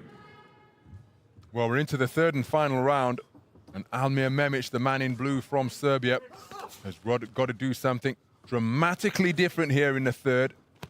But Kverin has set his stall out early, and even though he has taken the first 2 rounds, he's not willing to concede anything, and has set himself up in center ring and daring Memic to come through his right jab and left cross. Memic, to his credit, trying to get onto the front foot. Now he's letting punches go in bunches. But even when he had Kverin on the ropes, not able to land cleanly. Good double left cross, or the final shot get through to the body of the man in blue. And then more success upstairs. And I think that body shot may well have hurt Memic because his mouthpiece is being pushed out. He's dropping his hand to protect his elbow. And there you see that subsequent body shot caused the mouthpiece to be dislodged. A vulnerability to the body exposed during the course of that third and final round because Memic has put an awful lot into the contest. And if you are facing a fatiguing opponent, well, one way to test their conditioning is to tap them to the body in and around the ribcage. That's one time the mouthpiece has been dislodged. Our referee will have to sanitize his hands following the COVID-19 safety protocols that are in evidence here at Kielce 2021.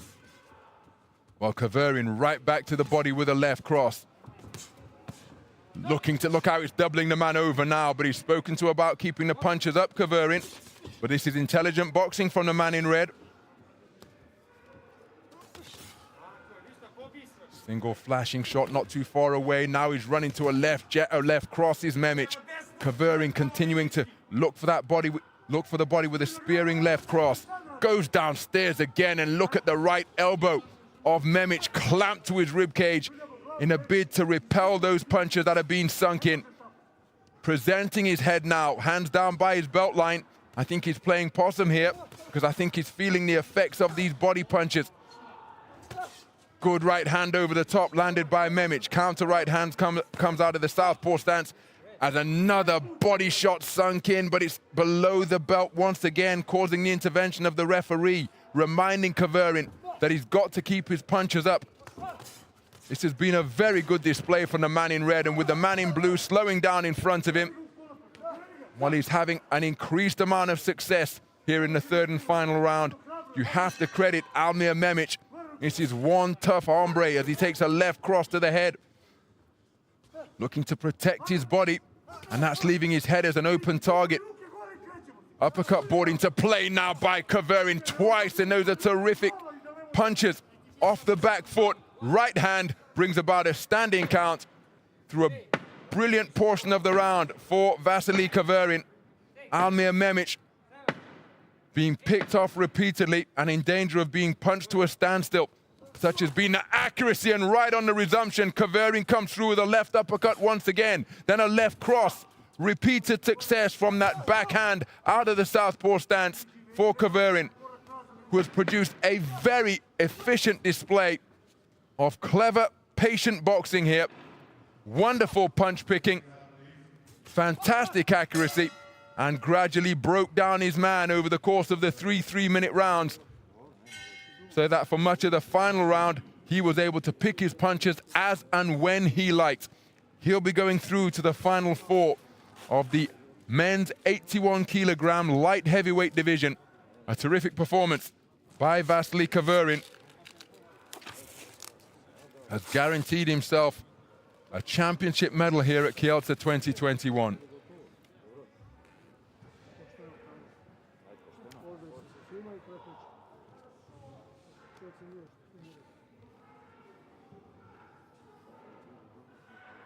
Ladies and gentlemen, winner of this bout by unanimous decision is the boxer from the Red corner, Vasily Kavelin, Russia.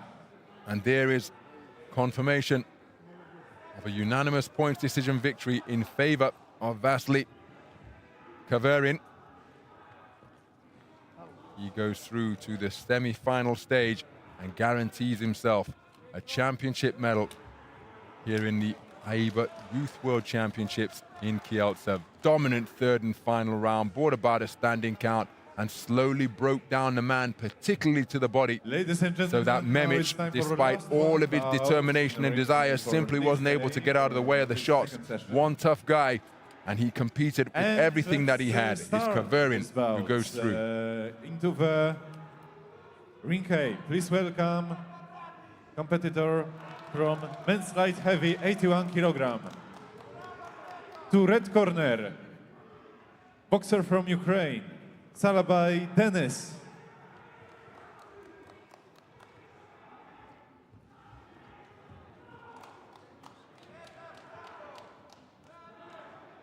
And he have opponent in blue corner, representing Azerbaijan, Allahverdiev Murat.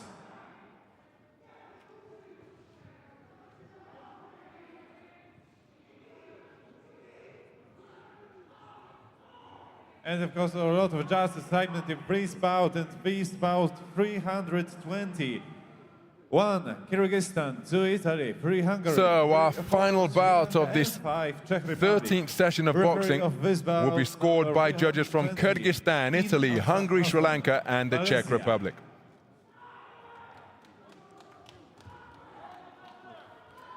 And this final bout will be contested between boxers from Ukraine and Azerbaijan. There is the Ukrainian boxer, Denis Salabai, 19 years of age, the 2020 National Youth Championship gold medalist at 81 kilograms. And he's facing off against a man who took continental bronze in the junior ranks back in 2017. And that is Murad Alivadiev. Mazlan bin Amza of Malaysia is the referee.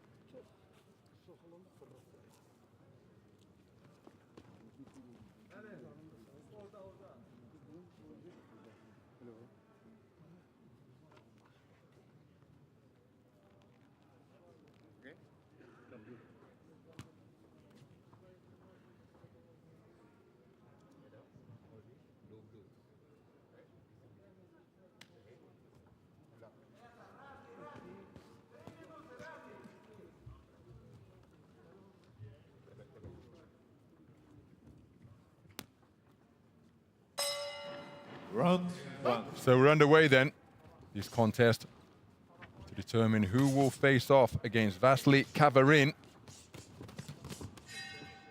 in the semi-final stage of the 81 kilogram light heavyweight division. The boxers are from Ukraine and Azerbaijan in an all-European affair. Here on the global stage, the man wearing red is Denis Salabai, 19 years of age. He's competing in his third contest here Kielce 2021. Excuse me, his second contest at Kielce 2021, having had a bye in the round of 32. 25 men make up the light heavyweight division. Alivadiev competing in his third bout. Prevailed in a scrappy contest yesterday on a 4-1 split to book his place here. Did Salabai.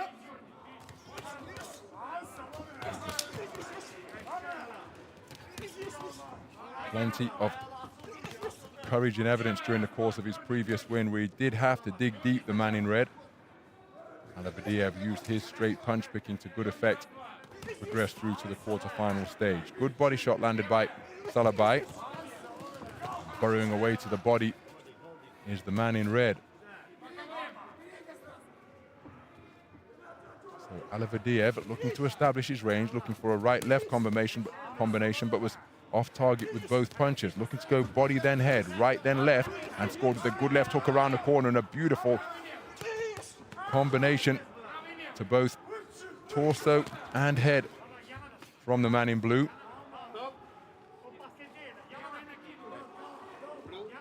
Approaching 2 minutes gone in the opening round.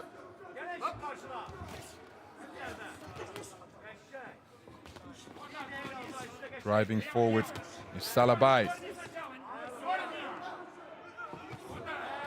Nice left hand landed by Salabai as Aliverdiyev was looking for a corkscrew right hand. Got his feet in a tangle. Salabai set about him. But Aliverdiyev was able to get his boxing stance back together and get himself off the ropes.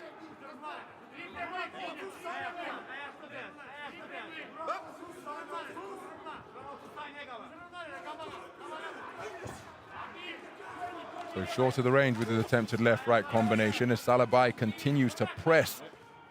Aliverdiyev, can he keep the straight punches going? He appears to be the slightly longer fighter. Similar in terms of height as Salabai lands a beautiful left jab. I just wonder who has the edge in reach and range. Salabai onto the front foot. Aliverdiyev making him miss.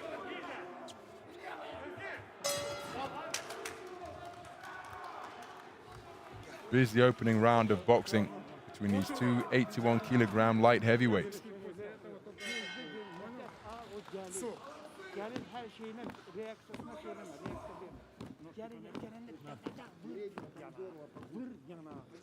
So they're the scores then through the first completed round.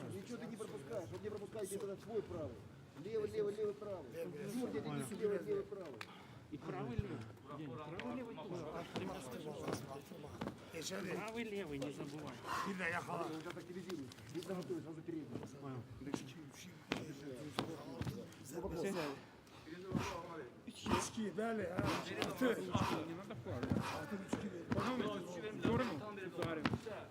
Ударил в голову.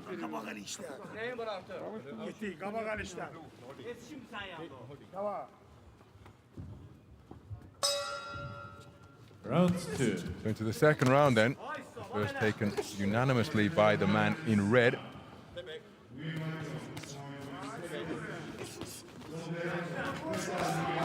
Both boxers looking to up the tempo, particularly Aliverdiyev. Good work to the body by the man in blue, but the final shot of the exchange was an arcing right hand around the corner from Salabai.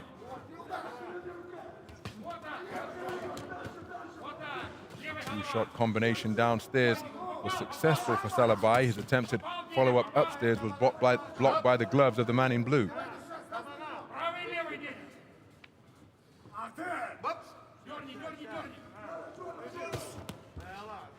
Hard right hand driven in by Aliverdiyev.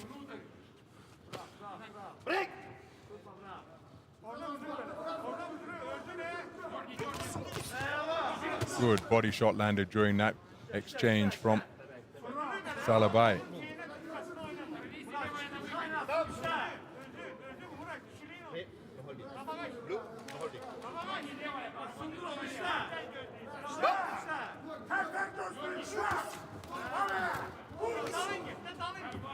Punch activity has slowed a little bit, perhaps understandable as Aliverdiyev gets through with a hard right-left combination, but then he has his head jolted backwards by a left hook on the inside from Salabai, and Salabai looking to have the final word during this trade-off at center ring. Salabai looking to change the angles, both men digging away to both body and head. And understandably, Aliverdiyev looking to initiate a clinch just to gain some respite. Let the energy levels rise and then come again. Remember, the opening round was conceded by the man in blue, 10-9 for all 5 scoring judges. That right hand did penetrate the defenses of Salabai and was a scoring shot for Aliverdiyev.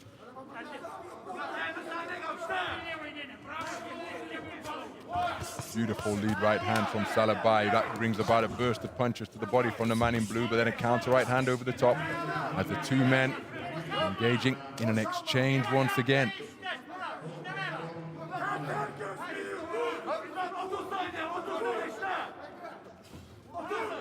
Well, I think Aliverdiyev has got to be busier than he's being because this is the competitive round. Good right hand to the body landed by the man in blue. Terrific exchanges ensuing once again, closing stages. As Aliverdiyev driven back by a big left jab, he then takes a hard left hand to the body. And is he feeling the pace just a little bit more than his opponents in red? Make no mistake, both of these men laying it all on the line in a bid to make it through to the final 4 and face off against Vasily Kaverin. And credit to Alibadiev trying to up the tempo and go through the gears. I'm not sure that it's going to be enough to sweep the board or get him back into the contest. You see, he's got it for 2 of the 5 judges who preferred his work, but not clear enough to make it unanimous. So it is all square for 2 of the judges, D and E. There are 2 points in it, 20 points to 18 for judges A, B, and C in favor of the man wearing red.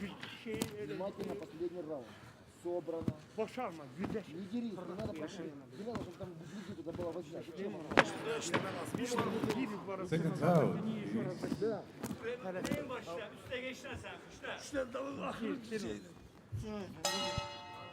Round. So into the 3rd and final round we go. It is all square for 2 judges after a terrific fight back by Alibadiev, and he's come out in similar vein in the 3rd round, landed a strong right cross, which certainly got the attention of Denis Salabai. It's all square for judges D and E, 19 points apiece through 2 completed rounds after Alibadiev did up his work rate in the 2nd. After being swept unanimously in the 1st, he got a 2-3 split. So 3 judges favoring the work of the man in red. That's an indication as to how close and competitive the round was. And that is why he is really going for it here, because he's got to overturn a 2018 deficit for judges A, B, and C. And again, we're in the 8 to 1 kilogram light heavyweight division. And the activity has been at a high rate indeed. Good right hand to the body was countered immediately by a left hand to the body from Salabai. The man in blue who led off that attack sinking a right hand downstairs. There you see goes body then head once again. Salabai trying to respond, but he's not as accurate. Terrific activity from Alibadiev as we approach the midpoint of the final round. Left hand almost straight into a rabbit punch from Alibadiev. He's now going backwards, being walked down by Salabai. Both boxers feeling the pace beyond the midpoint of the 3rd and final round. But you can take comfort from the fact that you can guarantee your opponent is feeling the same way. So who will be able to access their reserves of energy and produce a grandstand finish? Who will be able to showcase their skills and demonstrate some quality? Right hand lead was blocked by the defenses of Salabai. Salabai was looking to hold on subsequently. Both men getting busy with their hands, firing off at long range before falling into a clinch once again. I think it's Salabai that is initiating these clinches. Alibadiev can't shake him off.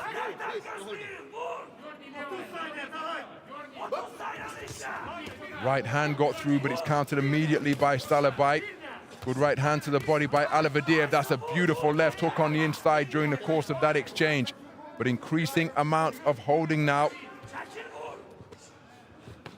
Evident up here, deep into the 3rd and final round.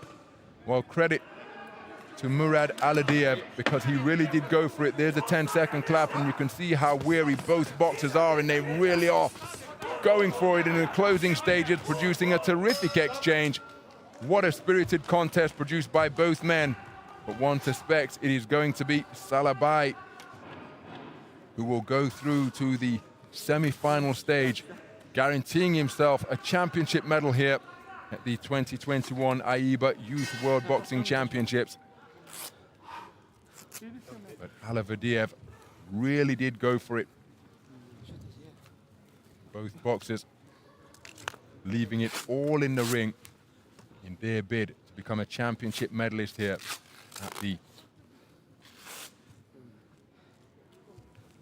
Youth World Championships in Kielce. Both boxers to center ring. Let's get the verdict. Ladies and gentlemen, the winner of this bout by unanimous decision is boxer from red corner, Salabai Denis. Ukraine. And there is confirmation of a unanimous points decision victory for Denis Salabai. 29-28 for all 5 scoring judges.